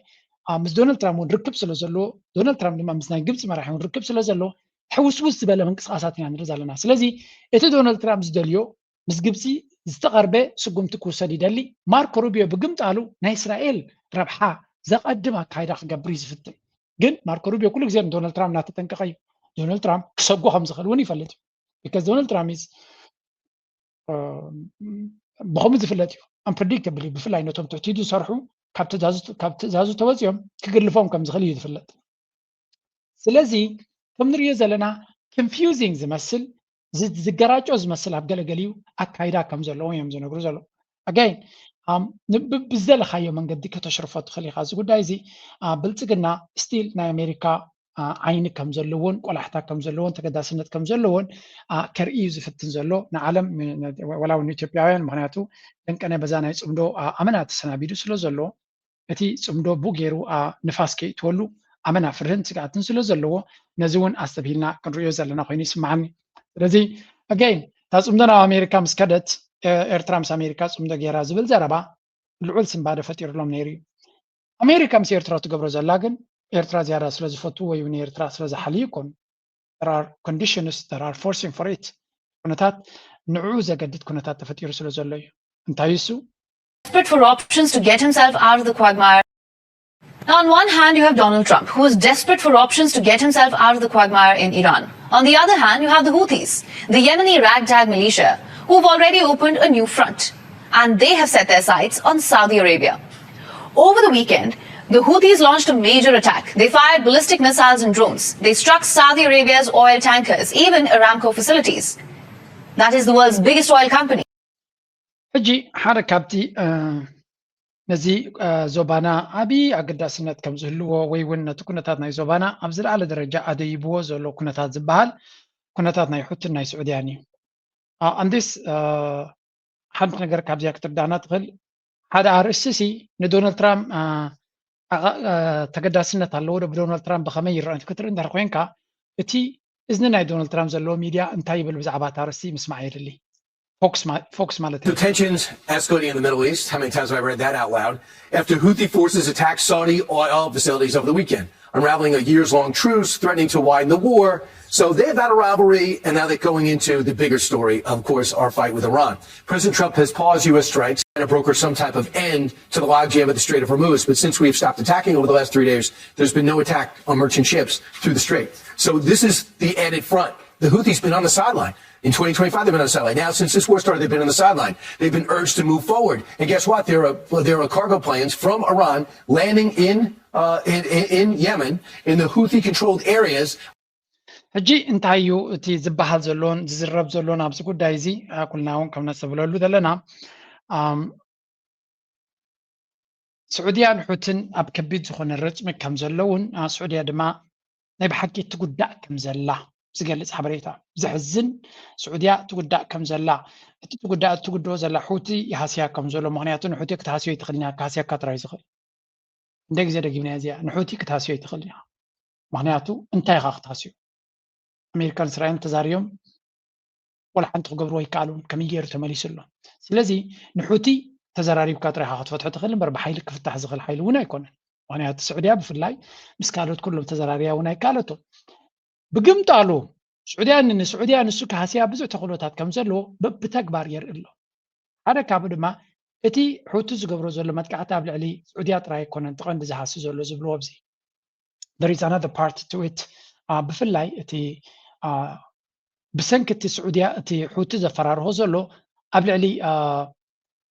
علي سعوديا وزورد زلو صقام رأي بزي news, which really was underreported in American media. So the top shipping insurers have told brokers they will no longer sell war cargo insurance to any Saudi Arabia-linked ships in the Red Sea, following the attacks by Yemen's Houthi rebels in a further risk to exports from the region. Several of the leading marine war insurers at Lloyd's of London said they would exclude كابتي حوتز قبرو زلو مفرره استبقسي حركة زبرتعه نسعوديا تقام كوين وازلو زبها لزيو ناي مراخب انشورانس ويكا انشورانس ناي مراخب زشطو زخونه مركب مسعوديا ركب نزلوا ኢንሹራንስ ካቨር ክገብርዋ ከም ዘይክብሉ ምክንያቱ ሑቲ ብቐሊሉ ክሃርሞም ስለ ዝኽእል እቲ ክሳራታት ናቶም ላዕሊ ክኸይድ ስለ ዝኽእል ዘዋፅአና ኣይኮነን እዮም ዝብሉ እዚ ድማ ዳርጋ ነፍሲ ቅጥለታዊ ውሳነ እዩ ዝበሃል ምክንያቱ መራኸብ ናይ ኣማኢት ሚልዮናት ዝዋገን መራኸብ ናይ ስዑድያ ኣብ ቃል ዕየን ክትርበያ ማለት እዩ ሪስክ ናተን ኣመና ዓብ ስለ ዝኾነ ስዑድያ ዝለዓለ ጥንቃቐ ክትገብር ክትክእል ኣለዋ እንተዘይኮነ ድማ ዓብ ሪስክ ወሲዳ ክትንቀሳቐስ ኣለዋ ማለት እዩ ሰው ሑቲ ፈጢርዎ ዘሎ ፀገም ብቐሊሉ ቀለልቲ ስጉምትታት ብምግባር ጥራይ ንስዑድያ ቁጠባ ናታ ክርፕል ዳርጋ ክርመስ ኣብ ዝኽእለሉ ደረጃ እዩ ትኸይድ ዘሎ ቁጠባ ናይ ስዑድያ ኣብ ውሽጢ 2 መዓልቲ ክርመስ ይብለኩም የለውን ግን ምንጭ ቁጠባ ናታ ክርመሰሉ ዝኽእል ኩነታት ይፍጠር ኣሎ ምንጭ ቁጠባ ማለት ስዑድያ ካልእ ቱሪዝም ዶ ገለዶ ክትብሎ ትኽእል ኢኻ ቀንዲ ግን ነዳዲ እዩ ባጀት ናይቲ መንግስቲ ዝዓበየ ክፋል ኣብ ነዳዲ እዩ ዝምርኮስ እቲ ነዳዲ ድማ ኣብ ዝኸበረ ግዜ ፅቡቕ እታዊታት ትረኽበሉ ኣብ ዝነበረት ግዜ እዚ ሓደገኛ ኩነታት ተፈጢሩ ኣሎ ነዚ ኩነታት እዚ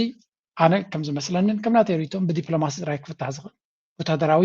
ኩነታት መፍትሒ ክትገብረሉ ትኽእል ኢኻ ማለት ስዑድያ ሕጂ ንሑቲ ሃሪማ ክስዕሮ ኢልካ ዝሕሰብ ኣይኮነን ወላ እውን ከምኡ እንተኢላ ኢራን እውን ክትሕግዝ እያ ማለት እዩ ኢራን ዝኾነ ምስ ተጠቂማ ኣብ ልዕሊ ስዑድያ ክትገብሮ ትኽእል ስጉምቲ ኣሎ ብዘይ እዚ እውን ንስዑድያ እኮ ትሃርማ ነይራ እያ ገደፈታ ነቲ ማዓስከራት እኮ ትሃርሚ ነይራ እያ ቤዚክሊ እቲ ዝግበር ዘሎ ክልተ ሪፖርት ክበኩም እየ እንታይ ይሃርም ኣሎ እቲ ሑቲ ዝበሃል ኣብዚ let's see ክልተ ሪፖርት ክበኩም እየ ንኣታተን ክገልፀልና ዝኽእል ኩነታት ማለት እዩ there was this Al Jazeera ነይራ ሓንተይ Ansarullah Houthis say they've targeted more Saudi energy facilities. They say they've hit crude oil transport infrastructure with drones. The Saudi Defense Ministry says it has also had to intercept and destroy drones coming from Iraq. It blames armed groups allied with Iran and insists it reserves the right to respond. Well, Youssef Mari is in Yemen's capital Sana'a for us. And do we know the extent of this latest damage in Saudi Arabia?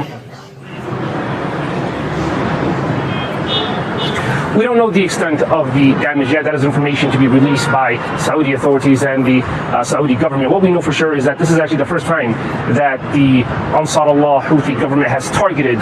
the oil transport infrastructure in the eastern part of Saudi Arabia, mainly the oil that is being transported from Saudi Arabia's east to west pipeline. This is a pipeline.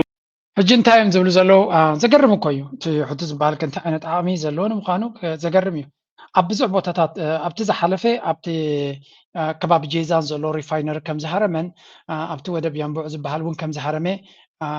ክግለጽ ድሕሪ ምጽንዑ ሕጂ ድማ ናብ ምብራቕ ከይዱ ኣብቲ ቀንዲ ነዳዲ ዝፈርየሉ ከባቢ ኢራን ፐርሽያን ጋልፍ ወገን ዘሎ ናይ ነዳዲ ቦታታት እውን ኣብኡ እውን መጥቃዕቲ ኣካይዱ ከም ዘሎ እዮም ዝነግሩ ዘለዉ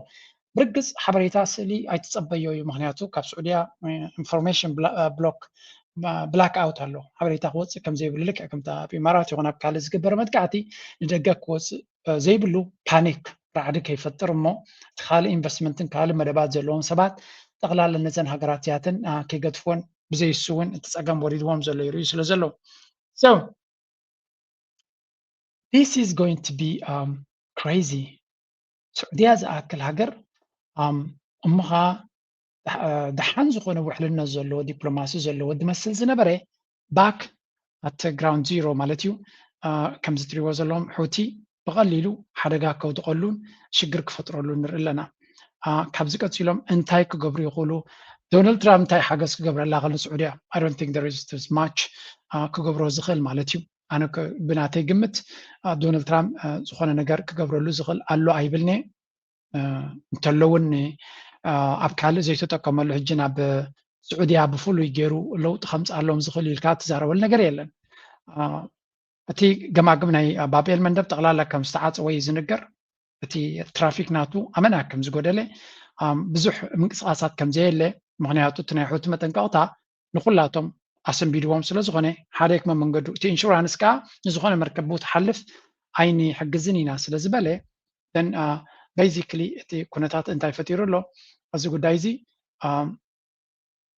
ኣብዚ እውን ሓንቲ ናይ ኢራን ቅላዕ ኢሎም ኣብ ሶሻል ሚድያ ኮል ዘብልዋ ዘለዉ እዛ ቻርት እዚኣ ፅቡቅ ጌርያ ትገልፀልካ ነቲ ኩነታት መጀመርያ ብሑቲ ብኢራን ዝጀመረ ንወሽመጥ ሕርሙዝ ብሎክ ድሕሪ ምግባሮም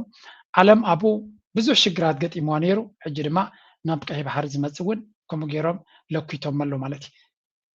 and this ዋላ ናይ ኤርትራ ሕጂ እዚ ነገራት እዚ ኣብ ፅልዋ ክልዎ ይበላ እኳ ኩሉ ግዜ ክንዛረብ ከለና ዘሎ ፀገም ኣብ ከባቢና ንኤርትራ ዘይትንክፍ ጌርና ክንገልፆ እንደለን ኢና ኤርትራ እቲ ጉዳይ በዚ ይውሓድ የንኣስ ይዕበ ንኣብነት ማዕድናት ናታ በዚ ወደ በዚ ገይሮም በዚ ኣብ ደገ እዚኦም ዝኸዱ እጂ ንኤርትራ ታርጌት ናገበረ ካሃርማዩ ወይ ገለ ንብል የለና ግን ትን ናብ ኤርትራ ዝኸዳ መራኸቡ ኢንሹራንስ ኣለዎኒ እቲ ኢንሹራንስ ናተን በዚ ቦታታት ዝንድሕሪ ከይድኩም ኣይገብርን እየ እንድሕሪ ኢሉ ኤርትራ ክፅለያ ዝርካቡ ንግድናታ እውን ሓደጋ ክወርዶ ይኽእል እዩ I didn't see ክሳብ ሕጂ ብንጹር ንኤርትራ ዝምልከት ሓበሬታ ዘንበብኮ የብለይ ግን ኤርትራ ንእሽተይ ሃገር ስለ ዝኾነ ዛዕባ ክወፅእ ዝኽእል ሓበሬታ የለን ግን እቲ ሑቲ ዝበሃል ናይ ቻይና መራኽብን ናይ ካልኦትን ይሕልፍ ኣሎ እዩ ስለዚ ንኤርትራ ስፔሻሊ ታርጌት ገይርዋ ኣሎ ክብለኩም ኣይደልን እየ however እንተኾነ እቲ ፀገም ኣብዚ ቦታ ዝግበር ንኤርትራ እውን ከፊላዊ ፀገም ክህልዎ ዝኽእል እዩ ንኣብነት ኤርትራ ኣብ ስዑድያ 2-3 ግዜ መርከብ መፂዋ ከም ዘሎ ኩነታት ካብ ዝጅምር ነዳድሲ ካብ ስዑድያ እያ ትረክብ ዘላ እዩ ዝበሃል ስለዚ ስዑድያ እቲ መራኽብ ናታ ክንቀሳቐስ ዘይክእል ተኮይኑ ንኤርትራ እንታይ ክትገብር ትኽእል እውን ምሕሳብ የድልዮ ኣብ ኤርትራ እውን እዚ ፀገማት እዚ ከጋጥመና ከም ዝኽእል ንርኢ ኣለና ስለዚ ካብ ካልኦት ዝኸፍአና እዩ ወይ እውን ቅድሚ ካልኦት ክጎድአና ይብለኩም የለዎም ግን ንሕና ከዓ ንዓና እውን ኣነ ናይ ህዝቢ ኤርትራ ካንዛ ቀዳምነ ስለ ዘገድሰኒ እየ ዝነግረኩም ዘለዎ ንስዊስ እውን እኮ ጎዲይዎ ኣሎ እዚ ነዳዲ ኣብዚ እውን ከቢር ኣሎ but Swiss is already ዝኣክል ሪዘርቭ ዘለዎ ሃገር እዩ they always think for these things ንቁጠባ ናቶም ግን ስምብራት ኣለዎ እዩ ብርግፅ ንስዊስ ስምብራት ኣለዎ ኤሮጳ ካልኦት ኤሮጳ ድማ ብዙሕ ስምብራት ኣለዎ እዚ ኩነታት እዚ ካልእ መንገዲ ብካልእ መንገዲ ተሓልፎ ነገር የለን ንኣሜሪካ እውን ስምብራት ኣሎ ግን ኣብዚ ቻነል እዚ ትኽተሉን ዘሎ ትከታተሉን ዘለዎም ኤርትራውያን ስለ ዝኾንኩም ኣብ ልዕሊ ኤርትራ እውን ፅልዋ ክህልዎ እዩ ሕጂ ክልተ ነገራት እየን ግን ኣብ ኤርትራ ፅልዋ ክህልዎ እዩ ኤርትራ ድማ ነዚ ተፈጢሩ ዘሎ ፅቡቕ ዘይኮነ ኩነታት ተጠቒማ እንታይ ክትገብር ክትክእል ኣለዋ ነዚ ዝፈጥረላ ዘሎ ጂኦፖለቲካዊ ረለቫንስ ኤርትራ ተደላይት ከም ትኸውን ኣብዚ ቦታ እዚ ድማ ዝተፈላለየ ግደ ክፃወቱ ንዝኽእሉ ሽርክነት ንክትፈጥር ክሕግዛ ይኽእል እዩ ስለዚ እቲ ኣሉታዊ ፀገም ከም ዘለዎ ወሲድካ ንስኻ ድማ ብናትካ ዲፕሎማስን ብናትካ ጥበብን ነዚ ኩነታት እዚ ናብ ፀጋ ናትካ ክትቅይረሉ ትኽእል መንገዲ ኻ ኣሎ ኢና ንብል ዘለና ስለዚ ኮስትስ ኤንድ ቤነፊትስ ኢኻ እቲ ኮስትስ ናቱ ክሳራታት ናቱ ኤርትራ ባዕላ ትፈጥሮ ዘይኮነ እቲ ኩነታት ዝፈጥሮ ዘሎ እቲ መድረክ ዝፈጥሮ ዘሎ እቲ ክሳራታት እቲ ፀገማት ማለት እዩ ኤርትራ ድማ ክትቅይሮ ይትኽእልኒ ኤርትራ ግን ገለ ካብተን ሃገራት እዚ ተፈጢሩ ዘሎ ኩነታት ፀጋ እውን ከምፃላ ይኽእል እዩ ንኣብነት ምስ ግብፂ ዝግበር ዘሎ ሽርክነት ወላ ምስ ኣሜሪካ ዝግበር ዘሎ ውፅኢት ናቱ እዩ ጥራይ እንታይ እዩ ሓደ ዝተወደአ ነገር ስለዘይኮነ ክሳብ ሕጂ ወስመስ ጥራዮም ዝብሉ ዘለዎ እዮም ዝብሉ እምበር ዝተወደአ ነገር ኣሎ ምስ ኣሜሪካ ከምዚ ዲል ተፈፂሙ ኣብ ከምዚ ደረጃ ተበፂሑ ዝብል ሓበሬታ ንርኢና ዘለና ተፈፂሙ ከሎ ብክልቲኦም ወገናት ክሓብዎ ፈቲኖም ተለዉ ኦኬ ኖ ፕሮብለም ናይ ኣሜሪካ እኳ ክሓብዎ ይክእሉን እዮም ምክንያቱ መዓት ዝፍንቅሉን ዝደልዩን ስለ ዘለዎም እቲ ናይ ኤርትራ ግን ክሕባእ ምተኻለ ብሓፈሻ ኩሉ እዚ ንሪኦ ዘለና እተን ጎረባብትና ኩላተን ሕጂ ዳርጋ ቀደም እንታይ ይብለኩም ነይረ ኤርትራሲ ብሕማቕ ዘለዎ ሃገራት እኳ ተኸቢባ ይብለኩም ነይረ ብታሕቲ ኢትዮጵያ ዝበሃል ሕንፍሽፍሽ ዘለዎ ሃገር ብምዕራብ ናትና ሱዳን ኣብ ከቢድ ዝኾነ ኩናታት ሕዚ ዘላ ሃገር ብልዕለና ዘሎ ግን የመን ዕግርግር ዘሎ ካብኡ ናብኡ ስዑድያ ይፅቡቕ ዘሎ ብለኩም ነይረ ወል ስዑድያ እውን ተረኻኺባ ኣላ ስለዚ ሕጂ ብኩሉ መንገዲ ፀገም ኣብ ዙርያና ኣሎ ኣብ ፀገም ኣብ ዙርያና ኣሎ ኤርትራ ግን ክሳብ ሕጂ ደሓን ዝኾነ ኩነታት ኣለዋ ካብ ኩላቶም ኖርማሊ ከምዚ ዓይነት ዕድል ክህልወካ ከሎ ክትረብሓሉ ኣለካ እንታይ ዓይነት ረብሓ ዝደለኻ ክዛረቦ ትኽእል ኢኻ ግን እዚ መድረክ እዚ ንኤርትራ ዩኒክ ፍሉይ ዝኾነ መድረክ እዩ ብካዝ ኩላቶም እቶም ከባቢያ ዘለዉ ከቢድ ዝኾነ ሓደጋ ኣለዎ ናይ ገሊኦም ናይ ህላዊ ሓደጋ እዩ ብልፅግና ናይ ህላዊ ሓደጋ ኣለዎ ብልፅግና ብርግፅ ናይ ህላዊ ሓደጋ ኣለዎ ሱዳን እውን ናይ ህላዊ ሓደጋ ኣለዎም ግን ሱዳን ናብ ፅቡቅ ገፃ ትኸይድ ኣላ የመን ከቢድ ሓደጋ እዩ ሕውቲ ንኩሉ ዓፂቦ ንብል ኣለና ግብረ መልሲ ናይ ኣሜሪካ ናይ እስራኤል እንታይ ክኸውን እያ ንፈልጥና ንሕውቲ እውን ቀሊል ኣይኮነ ንስዑድያ የስ ብርግፅ ናይ ህላዊ ሓደጋ እዩ ምክንያቱ እቲ ነዳዲ ማለት ብጎረሮኦም እዮም ተታሒዞም ዘለዉ ስለዚ ወይ ናብ ከቢድ ኩናት ክኸዱ እዮም ወይ ድማ ዕድል ተገይሮም ድማ ዲፕሎማስያዊ መፍትሒ ክግበረሉ ይኽእል ኢኹም እዚ ኩሉ ኣብ ግምት እቲና እናፈተሽና እናንበብና ንኸይድ ኣለና ማለት እዩ ናትና ኩነታት ድማ ተመሊሰ እዚኣ ሓንቲ ንእሽተይ ከስማዓኩም quote, with any Saudi touch points from coverage, including ships traveling from under other flags that have made past calls at Saudi ports. This is titanic news in the oil market because, as we have shown people previously, it's not the Strait of Hormuz that gets shut down or opened by America or by Iran to a certain extent. It's the insurance companies on whether they're going to be allowed to sell. Remember, in the early days of the war, Trump actually created this wartime insurance board, which would enable these ships to go through the Strait of Hormuz, cancel it, which means they also had been able previously to export through. ሕጂ እቲ ዘረባ ብሓፈሻ ከም ዝብልዎ ዘሎ ዎል ስትሪት ጆርናል ወፂኡ ዝነበረ እዚ እቲ ተፈጢሩ ዘሎ ኩነታት ዶናልድ ትራምፕ ነቲ መስመር ናይ ንግዲ ክኸፍቶን ክዓፅወን ኣይክእልን እዩ ኣሜሪካ እውን ኣይትኽእልን እያ ኢንሹራንስ ካምፓኒታት እዮም ዝውስንዎ እዮም ዝብሉ መራኽብሲ ካብ ቀይ ባሕሪ ወፂአን ወይ እውን ብወሽመጥ ሕርሙዝ ክንቀሳቐሳ ተኾይነን ዶናልድ ትራምፕ ኪዱ ስለ ዝበሎም ወይ እውን ኣይትኺዱ ስለ ዝበሎም ዘጋጥም ነገር የለን እዮም ዝብሉ እንታይ ደኣ ዕዳጋ እዩ ዝወስኖ እቲ ኢንሹራንስ ካምፓኒታት የዋፅኦም ዳይዋፅኦም ነተን መራኽብሲ ኢንሹራንስ ክንበኩም ዲና ይንበኩብን እቶም ካምፓኒታት እዮም ክውስኑ ዝኽእሉ ምናልባት ዶናልድ ትራምፕ ኣብ ልዕሊኦም ስልጣን ክህልዎ ተኾይኑ ነቶም ኢንሹራንስ ካምፓኒታት ጋራንቲ ክበኩም እየ ክብሎም ይኽእል ኣነ ጋራንቲ ክበኩም እየ ነቲ ኢንሹራንስ ናትኩም ቀፅልዎ ክብሎም ይኽእል ከምኡ እንድሕር ኢሉ ከፍቅድ ይኽእል እዮም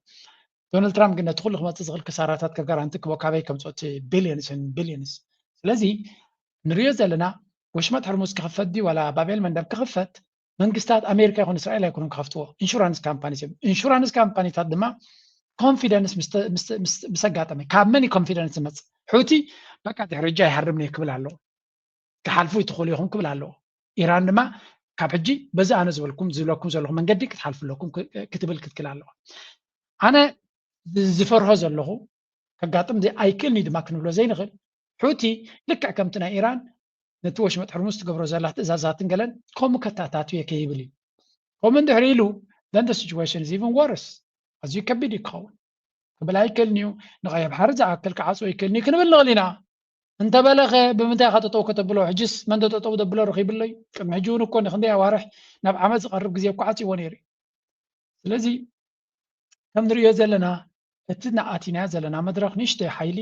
ሑትስ ንእሽተይ ሓይሊ እዩ ናን ጋቨርንመንት ኣክተር እዩ ዝበሃል እውን መንግስቲ እውን ኣይኮነን ገለ ክፋል ናይቲ ሃገር ሒዙ ስለ ዘሎ ከም መንግስቲ ብዓለም ደረጃ ዝፍለጥ ኣይኮነን ኣክቹሊ ኣብ ናይ ቴሮሪስት ኦርጋናይዜሽን ኣትዩ ብዙሕ እፅዋ ኣጋጢምዎ ዘሎ ኦርጋናይዜሽን እዩ ግን ሓደ ሓያል ፓርትነር ስለ ዘለዎም ኢራን ዝበሃል ሓደ ካልእ መሻርክቲ እኮ የብሎምን ሓደ መሻርክቲ እዩ ዘለዎም እዚ ሓደ መሻርክቲ ግን ንዓለም ምሉእ ደው ንኸብሉ ኣኽኢልዎም ኣሎ ሓደ ግዜ ሲ ወላ ሓደ እውን እንተኾነ ተሓጋዚ ኻ እኹል ክኸውን ይኽእል እዩ ሑቲ ሓደ ሓጋዚ እዩ ዘለዎ ካብዞም ኩሎም ንሱ ድማ ኢራን ይበሃል ንዓለም ምልእቲ ድማ ኣብ ጎረሮኣ ጠጠው ኢሉ ለኪትዎ ኣሎ ዓብ ትምህርቲ ዓብ ተኣምር ጥራይ ክብሎ ዝኽእል ኣነ ብቐሊሉ ነዚ ዝንዕቆ ሰብ ክህሉ ይኽእል እዩ ከምዚ ክብሎ ዝኽእል ሰብ again these are very very important things ኣብዚ ግዜ ኢና ንሪኦ ዘለና ኩሉ ሚድያ ድማ ከውርዶን ከደይቦን ዝውዕል ዘሎ ስለዚ ዶናልድ ትራምፕ እንታይ ክገብር ክእል ኣብዚ ጉዳይ እዚ ንግዜ ክንገድፎ ኢና ድሮ ኣብዚ ናይ ቀይ ባሕሪ ብዙሕ ይዛረብ የለን ንሱ because he knows ኢዱ ኣብዚ ጉዳይ እዚ ብዙሕ ገይሩ ክቕይሮ ዝኽእል ነገራት ከም ዘይብሉ ስለዚ ሕቲ ድማ ዶናልድ ትራምፕ ክሳብ ክንዱ ኣግረሲቭ ላንፀሮም ይኸይድ ስለዘየለ ክሻድኑ ከም ዝኽእሉን ተወሳኺ ኣብ ልዕሊ ስዑድያ ኣሽከዕላል ክጥቀሙ ከም ዝኽእሉን ሓደጋ ክፈጥሩ ከም ዝኽእሉን እዩ ዝንገር ዘሎ which comes from the eastern oil fields since the disruption from the Strait of Hormuz. In fact, they only relied on 1 million barrels of crude oil from this pipeline. Now they are transporting approximately 5 million barrels per day from the oil pipeline that stretches from the eastern oil fields all the way to the Red Sea port of Yanbu. So the main target by the Ansar Allah Houthi seems to be Saudi Arabia's oil infrastructure and Saudi Arabia's oil industry, which they've said many times that they will attack and attack hard. And Saudi Arabia has said, and I quote, it reserves the right to respond. What could that response look like? ብሓፈሻ ከም ትሪእዎ ዘለኹም ንስዑድያ ኣብቲ ትሕቲ ቅርፅናታ ወላ እውን ኣብቲ ፓይፕላይን ዕንወት ከውርዱ ይፍትኑ ከም ዘለዎ እዩ ዝንገር ዘሎ and سعودة دما قبر ملس نكتب مثل كم زلوات نقرالا انت عينت قبر ملس قد قبر تخل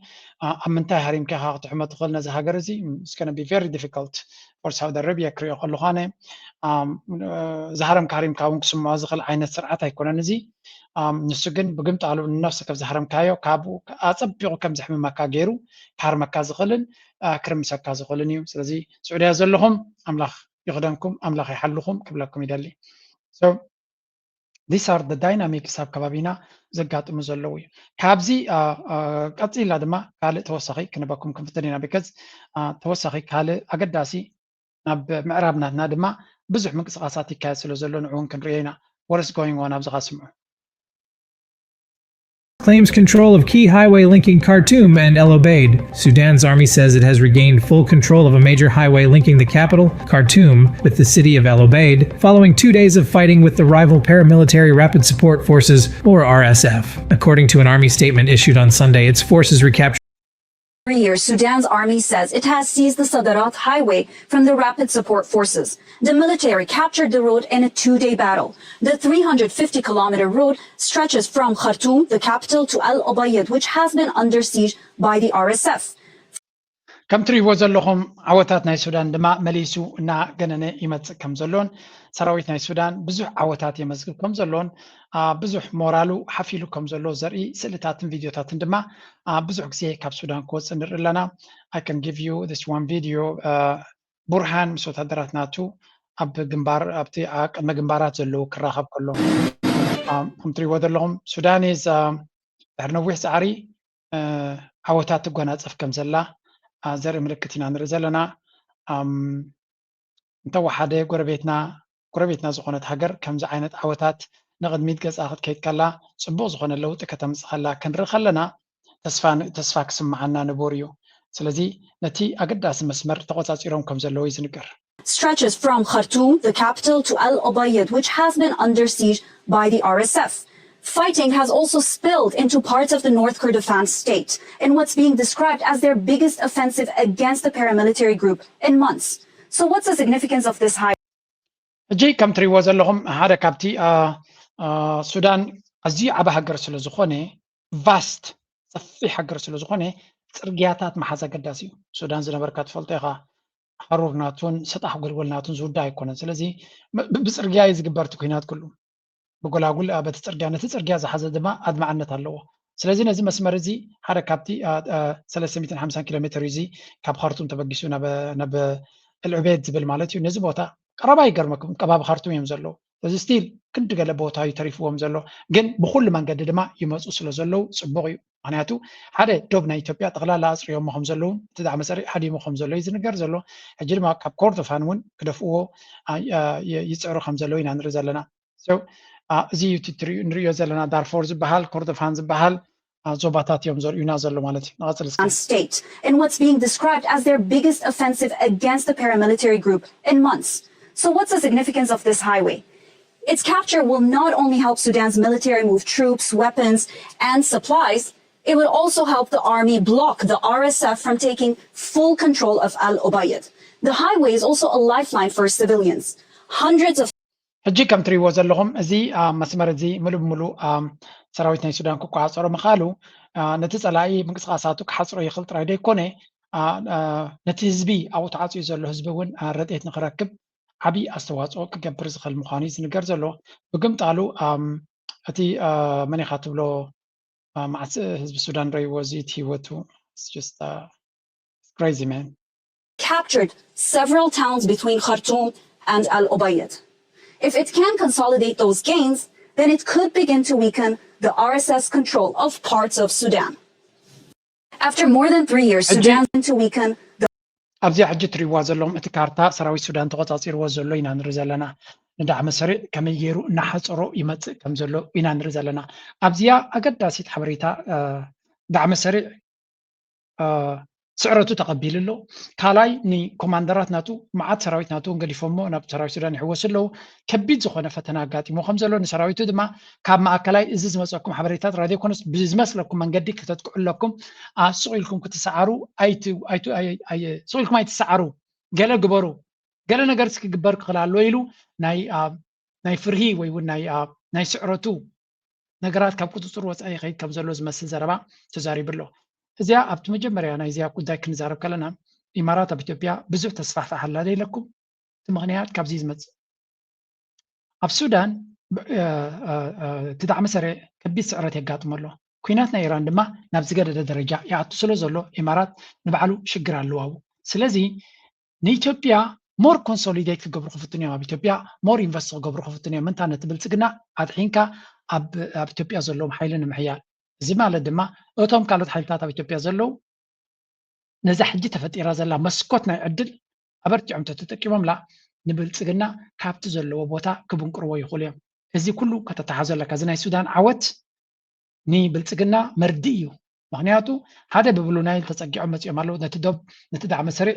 ዝጥቀመሉ ዝነበረ ሃጓፋት ካብ ኢትዮጵያ ይኣልይዎ ኣለዉ ሕጂ ናብ ጫድን ደቡብ ሰንትራል ኣፍሪካን ሪፓብሊክን ደቡብ ሱዳንን ዘሎ ዶባት ጥራይ በፅሒ ዘሎ ምኽብካቡ ጥራይ እዩ ሓደ ካብቲ ናይ ምስ ሊብያ ዝነበረ ርክብ እውን በቲኾም ኣለዉ ናብ ጫድ ዝነበረ ቦታታት ገሊኡ እውን ተቆፃፂሮም ኣለዉ ስለዚ እቲ ጫድ ዝበሃል መንግስቲ ምትእትታው እንተቐፂሉ ንሳቶም እውን በቲ ካልእ ቦታ ከኣትዎ ይኽእሉ እዮም ስለዚ ናይ ጫድ መንግስቲ እውን ክጥንቃቕ ከም ዘለዎ ይገብርዎ ኣለዉ ነዚኣ ሕጂ ዘላቶም ስትራቴጂካዊ ሞመንተም ሰራዊት ሱዳን ነዚኣ ኣትኪሉ ብምሓዝ ብዛ ኩናት ናይ ኢራን ኣብ ገለ ከይበፅሐት ዘለዎም ማዕበል ናይ ምንቅስቃሳት ወሲኾም ክፀራርግወሉ ዝኽእሉ መንገዲ ተፈጢሩ ዝበለፀ እዩ የግዳስ ኩሉ ነገር ከዓ ብቐሊሉ ክብፃሕ ዝኽእል ክንብሎ ይንኽእል ኢና ኣጋይን ንህዝቢ ሱዳን ዓብይ ብስራት እውን ክንብሎ ንኽእል ኢና ዘሐጉስ ፍፃመ እውን ክንብሎ ንኽእል ኢና ነዚ ነገር እዚ ከመይ ገይሮም ይውድእዎ ከመይ ገይሮም ይጠቃልልዎ ንግዜ ዝግደፍ ክኸውን ኩሉ እዚ ከምዚ ኢሉ ከሎ ናብ ብልፅግና ናብቲ ኢትዮጵያ ኩነታት ናይ ኢትዮጵያ እውን ክንምለስ ክንክል ኣለና ምክንያቱ ሓደ ካብቲ ዝበሃል ዘሎ ኩነታት ናይ ትግራይ እዩ ናይ ኮናን መሓዙት ኣለዉ ኢናት ኣብ ትግራይ ጠጠው የበለን መልክዑ ይቀይሩ ኣብ ትግራይ ኣብ ዝቕንያት ብተኸታታሊ ህዝባዊ ኣኼባታት ይካየዱ ኣለዉ መራሕቲ ህወሓት ድማ ኣብቶም መድረኻት እናተረኸቡ መልእኽትታት ከሕልፉ ይስምዑ እቶም ዝካየዱ ዘለዉ ኣኼባታትን መግለፅታትን ኣዘራረብቲ ኮይኖም ይርከቡ እቶም ብመራሕቲ ህወሓት ዝምርሑ ኣኼባታት ዘበት ንብሔራዊ ብርሰት ዝብል መሪሕ ቃል ተዋሂብዎም ኣሎም ገለ ሰባት ነቲ ዘሎ ወጥሪ ከየጋድዱን ንኩናት ዝደፍኡ ከይኾኑን ስጋኣቶም ይገልጹ ኣለዉ ተቃልሲ نروحنا يا معلم أوش لا يتوصل ما حاجة كم زلنا كان فلت لنا استفلا لي سماح لازم بينتنا يكوننا ما حاجة تروي أهم نتاي وهذا سرعة زي أموكاش بقى أصلاً هاي الوان كم تنحنا نهلونا عند حنة حدا جرا منشي بسرنا يلون كم تقول نهلونا هنا حدا جرا بسرنا يزورون يوم هذا حالة زي ما حز اللومات سلازي تتحقق بنا يوعلوا الله مامن تتحقق الحيوان لتراجعين يقول نتأمم كنا بعد باي محزنات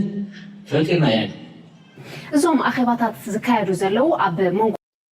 ከምዛ ንሪኦም ዘለና እቲ ናይ መራሕቲ ናይ ህወሓት ዝገብርዎ ዘለዉ ንፁር ዝኾነ መርገፅን ንፁር ዝኾነ ካይዳን ብርግፅ ንብዙሓት ስግኣት እዮም ፈጢሮም ዘለዉ ምክንያቱ ኣገይ ንፁርነት ናይ ዕላማ ንዓወት ዝበለፀ ቅድመ ኩነት ስለ ዝኾነ ንፁር ዕላማ እንተለካ ንክትዕወት ዘለካ ተኽእሎ ዝዓበየ እዩ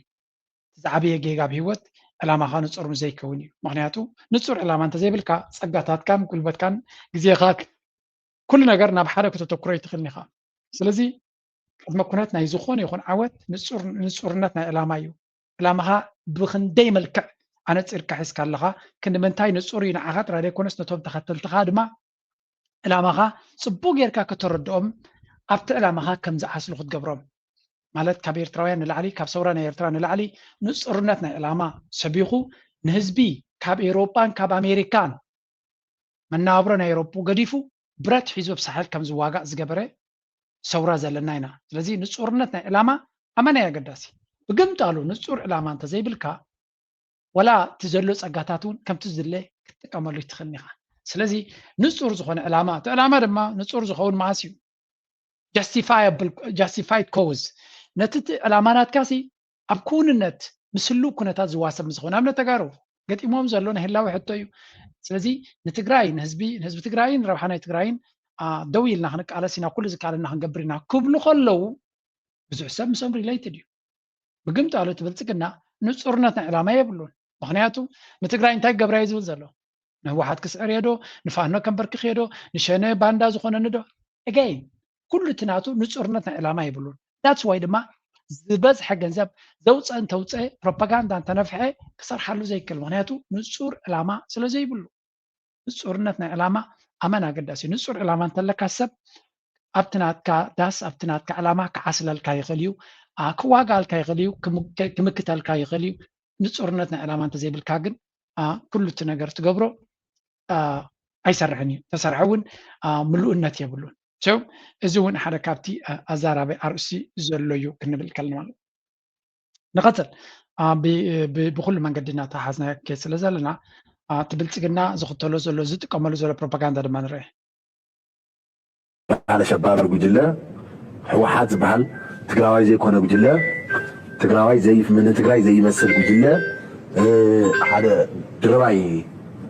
سبسن علي تاو سبسن يسمعنا أنا حوحات تقراوي جيري زغر تصر يكون أما تأتى تاريخنا على ساعتين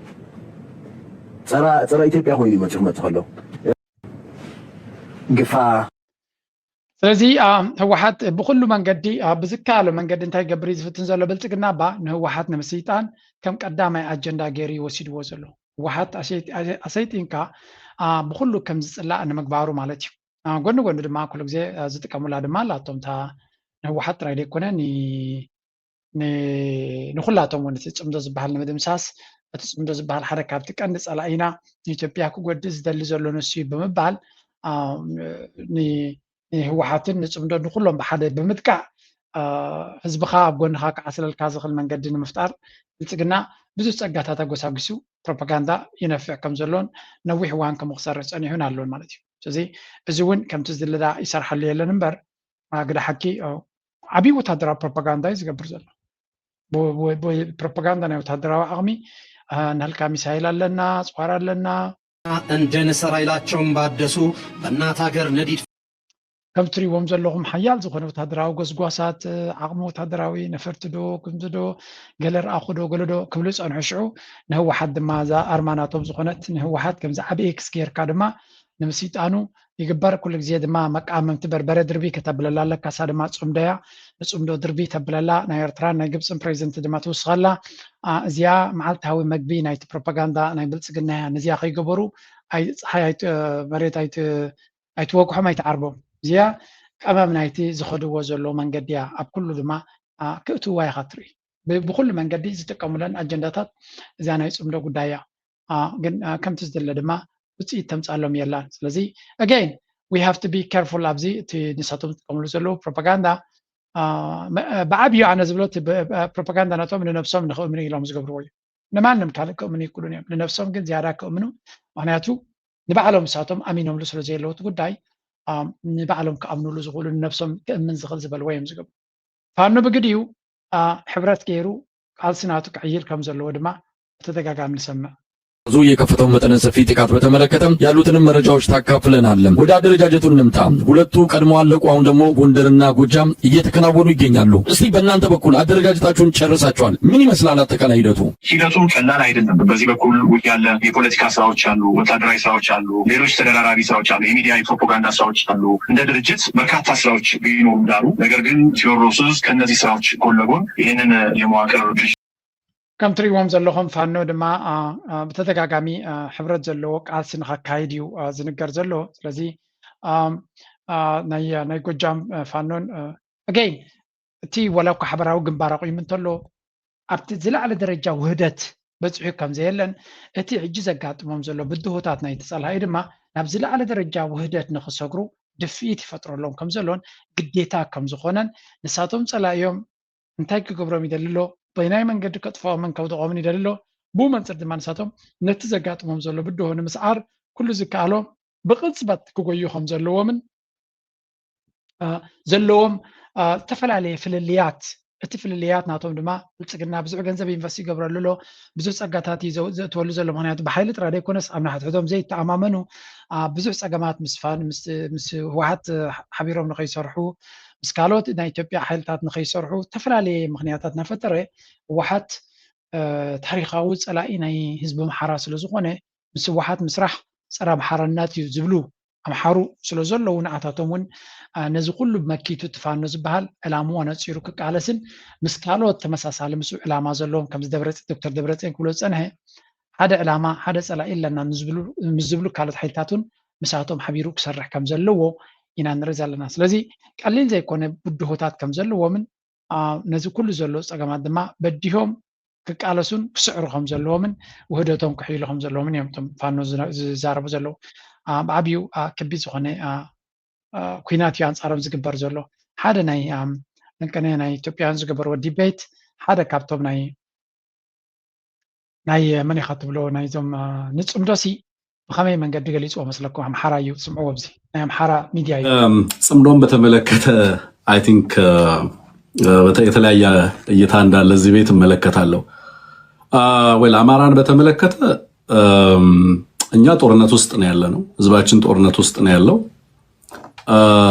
ስትራቴጂክ ቾይዛችን ህዝባችንን ከህልውና ጥቃት ለመታደግ የምናደርጋቸውን ትብብሮች የምንመርጠው ነው የምንወስነው እኛ ነን። ጦርነት ውስጥ ባንሆን ኖሮ ከማጋር መተባበር እንዳለብንና እንደሌለብን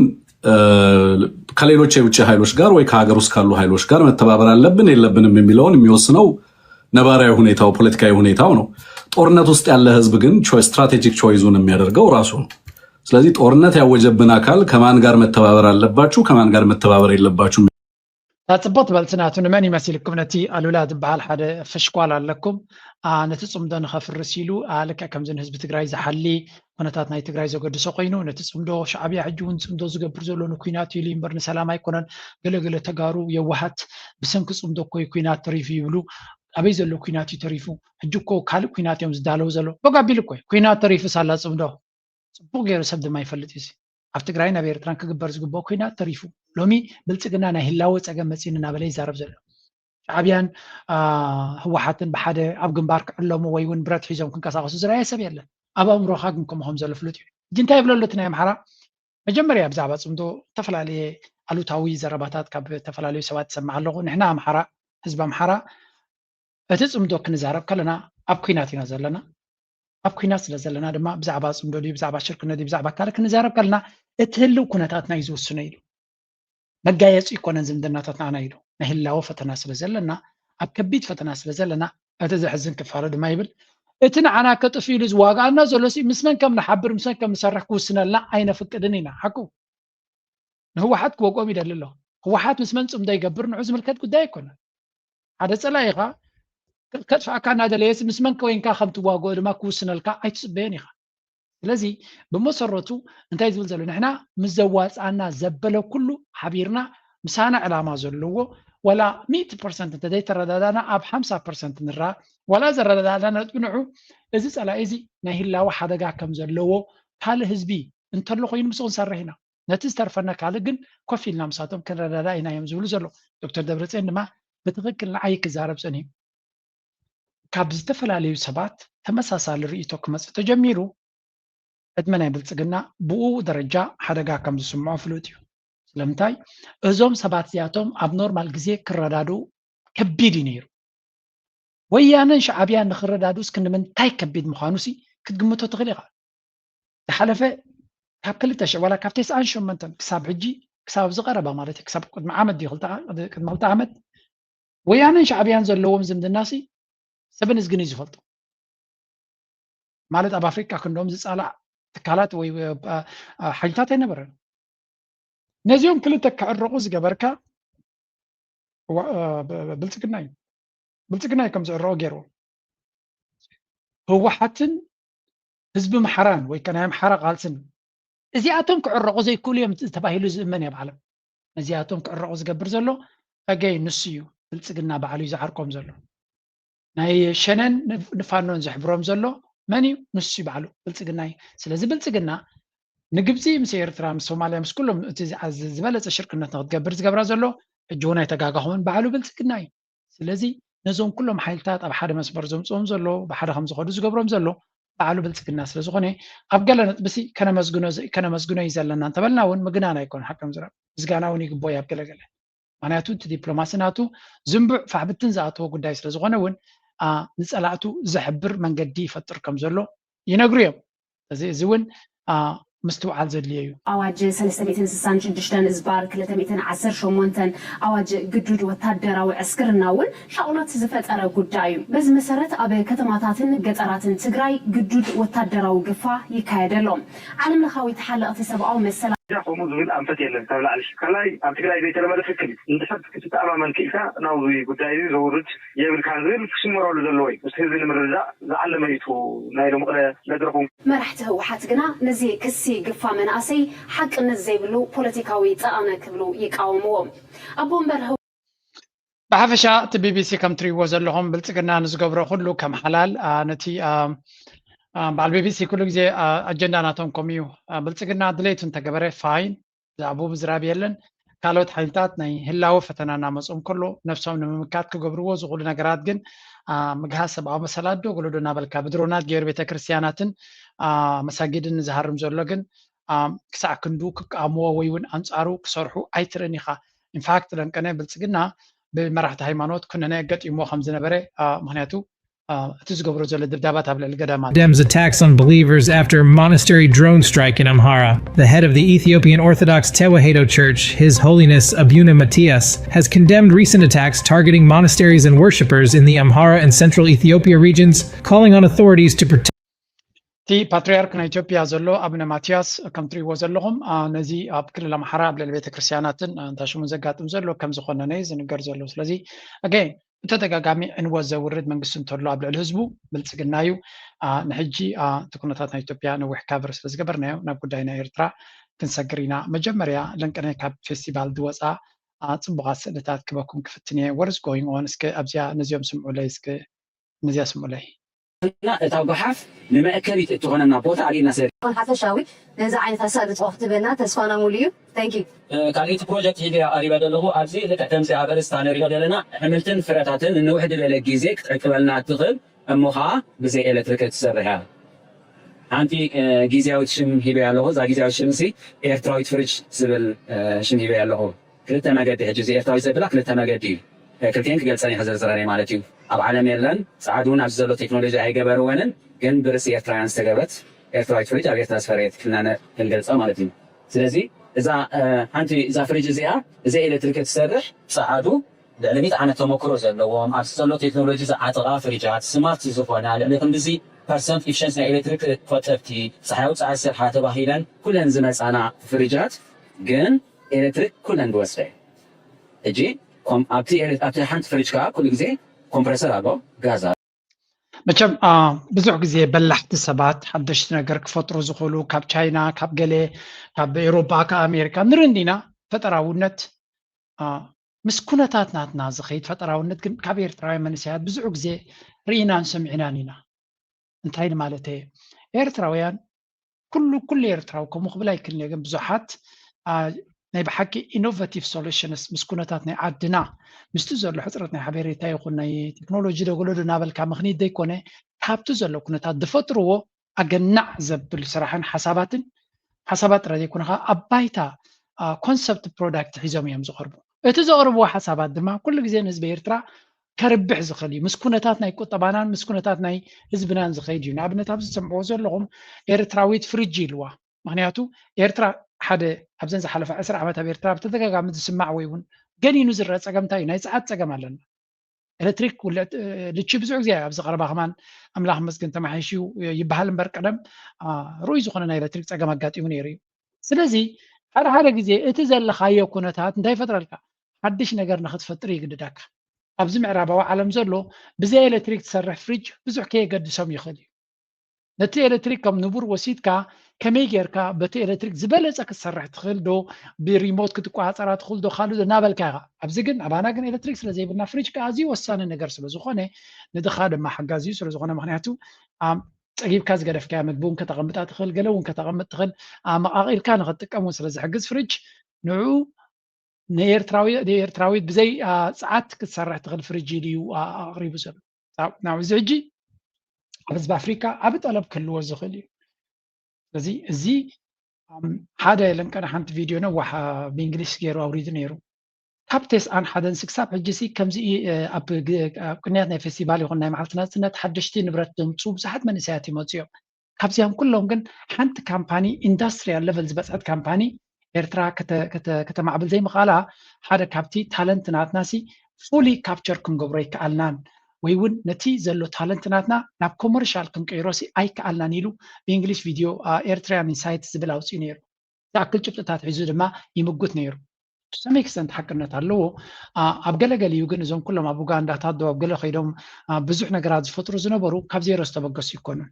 ኢንፋክት ኣብ ገለገሊኦም ዘረባናቶም ክሰምዕ ከለኹሲ ናብ ሩዋንዳ ወይ እውን ናብ አንጎላ ወይ ናብ ጁባ ክኸዱ ከለውስ ትካላቶም ክመስርቱ ከለዉ ሰራሕተኛታት ካብ ኤርትራ ከም ዝወስዱ ነቶም ካብ ዩኒቨርሲቲታት ተመሪቆም ኣብ ዝተፈላለዩ ዝሰርሑ ዝነበሩ ንዓታቶም ስፖንሰር ገይሮም ከም ዘብፅዎም ወይ ሓደ ሕማቅ ኣይኮነን እዚ ማለት እንታይ ማለት እዩ ኩሉ ግዜ ወዲ ዓድኻ ከተሰርሕ ምኻል እኮ ሕማቅ ኣይኮነን ጥራይ እቲ ታለንት ኣብ ኤርትራ ይፈርድ ስለ ዘሎ ኣብ ካልእ ከይዱ ሳክት ካብ ጥቕሚ ወፃኢ ዝኸውን ወይ ናብ ካልእ ዓውዲ ዝኸይድ ናብ ናይ ኤርትራውያን ትካላት ሰሪሑ ኣብ ኣፍሪካ እውን ተማዕበለ እውን ፅቡቅ ነገር እዩ ይግዳስ እዚ ዝመስል ሓሳባት ወላ እቲ መንግስቲ ናቱ ኢንዱስትሪ ክሓንፅ ተደልዩ በዚኣቶም ኢኻ ክትብገስ ዘለካ ፕራይቬት ሴክተር እቲ መንግስቲ ኮንትሮል ክገብሮ ወይ እውን ንግዚኡ ከፍቅደሉ ተደይደለየ ነዚኦም ከምዚኦም ዓይነት ሓሳባት ግን ቬንቸር ካፒታል ገንዘብ ቀሪቡ ኢንዱስትሪ ከማዕብሉ ክድግፎም ይግባእ ምክንያቱ ግዳ ሓቂ ናቶም ካምፓኒ ንክምስርቱ እዩ ክፍቀደሎም ዝግባእ እዚኣቶም ምክንያቱ ኢንቨስተር ደልዮም ገንዘብ ዘለዎ ሰብ ምስቲ ሓሳቦም ኣዋህድዮም ዓበይቲ ፋብሪካታት ሃኒፆም ክሰርሑ ይኽእሉ እዮም እቲ ፕራይቬት ሴክተር ክሳብ ዝፍቀድ ግን እቲ መንግስቲ ድጎማታት ዲ ወላ ተፈላለየ ስፖንሰርሽፕ እናገበረሎም ካብ ዓመት ናብ ዓመት ሓደሽቲ ሓሳባት ይመፁ ግን ናብ ፍረ ዘይመብፅሖም ሓደ ካብቲ ኤርትራ ነቲ ዘለዋ ፀጋታታ ሚእቲ ካብ ሚእቲ ናብ ቁጠባ ይቅየረቶን ኣላ ዘብል ኩነታት ንሱ እዩ በዚ ኮይኑ በቲ ከትኩም ረእይዎ ናይ ብሓቂ ተስፋ ዝበካ ሓሳባት እዩ ዝመፅእ ንኣብነት ናይ ዝመንሰይ እዚ ቅድሚ ዓመት እውን መፅያ ነይራ ሕጂ እውን ኣብ ፌስቲቫል ሒዝዋ ቀሪቡ ነይሩ ኣበየላ መሲልኩም ሶሪ ኣብዚኣ ኣፅያ ኣለኹ ድምፂ እቲ ቀዳማይ ኤንኤን ቤዝድ ኤሌክትሪካል ኤአይ ንብሎ ኣብ 50 ዓመት ናትና ናይ መፅናዕታዊ ፅሑፍ ዝነበረ ኮይኑ ሕጂ ድማ ቁርብ ኣፕሊኬሽንስ ወይ ጥቕምታት ብምውሳኽ ኣቕሪበ ኣለኹ ማለት እዩ እሱ ድማ ኣብዚ ዝርግሐ ናይ ኤሌክትሪክ ኣብቲ ፓሎታት ዝኾነ ብልሽት ምስ ዘጋጥም ብፍላይ ኣብቲ ዲስትሪቢሽን ዝበሃል እቲ መከፋፈሊ ማለት እዩ ዝሕብር ኣይነበረን ኣብ ነፍሲ ወከፍ ፓሎ ድማ ክዲቡን ክወርድን ንዕዘቦም ኢና ኣብ ከተማታት ንዕኡ ሶልቭ ክገብር ዝኽእል ወይ ንዕኡ ክፈትሓልና ንኽእል ኢና ብምሕሳብ ድማ ሓደ ስራሕ ኣዳልየ ኣለኹ ማለት እዩ እዚ ዝመንሰይ እዚ ንኣብነት ንኤርትራ ኣዝያ ኣገዳሲ ዝኾነ ሶሉሽን እያ ዘላቶ ፕራክቲካል ኮይና ትስማዓኒ መምህር እዩ ኣብ ፈረዳርብ ናይ ብሓቂ ንፍዕ በልሕ ዝኾነ መንእሰይ እዩ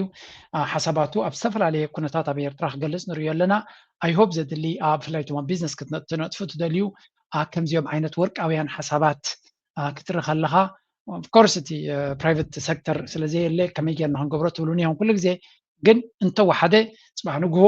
እሱ ምስ ተፈቐደ ምስ መን ክትሰርሖ ከም ትኽእሉ ካብ ብሕጂ መደባትኩም ኣነፂርኩም ፅንሑ ምክንያቱ ዲስ ኣር ኢኖቬቲቭ ሶሉሽንስ ኣዝዮም በላሕቲ ቢዝነስ ክበሃል ከሎ ድማ ከም ዝበልሕ ነገር እዩ ናብ ፍረ ክቕየር ዝኽእል ናይ ብሓቂ ተስፋ እዩ ዝበካ ኣምላኽ ነቲ ሓሳባቶም መመላእታ ይሃቦም ለንቀነ ሓንቲ ቪድዮ ወፂኣ ኣላ ኣብ ሶሻል ሚድያ ሪኢኹማ እንተለኹም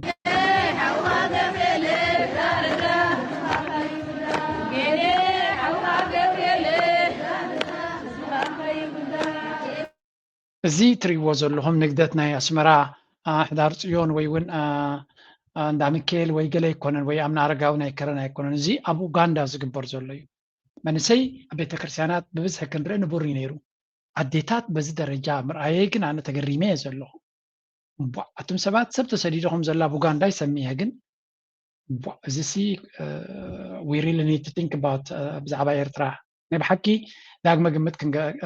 ፖሊስ ናይ መንግስቲ ኤርትራ ብዘይ በዓል ሕደር ኣብ ህዝቡ ዘተኮረ ነዚ ዋሕዚ ናይ ስደተኛታት ንምቁፅፃር በዓል ሕደር ዘይብሉ ፖሊስታት ከነተኣታቱ ክንክእል ኣለና ሃገር ብዘይ ህዝባ ሃገር ኣይትኸውን እያ ትርጉም እውን የብላ ስለዚ ህዝቢ ኤርትራ እንተኾነ ዝብደገ ዘሎ ንክምለስ ክሳብ ንሱ ዝኸውን ድማ እቲ ኣብ ዓዲ ዘሎ በስመ አብ ኢሉ ክነብረሉ ዝኽእል መክት ጥራይ ክንብሎ ዘይኮናስ ገለ ነገር ከነመቻችዓሉ ኣለና I really hope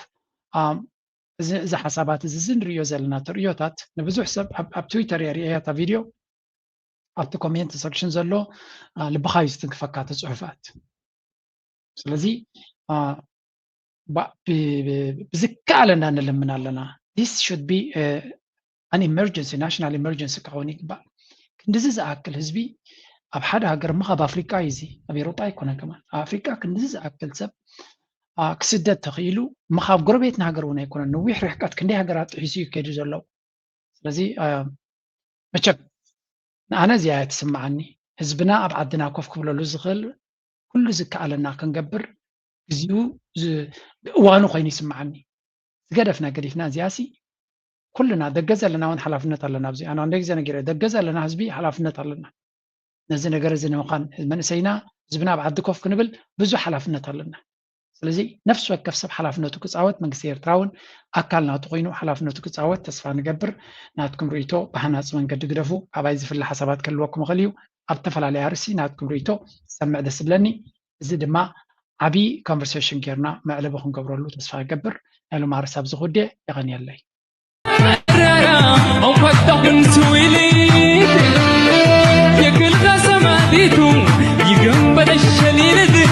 يقول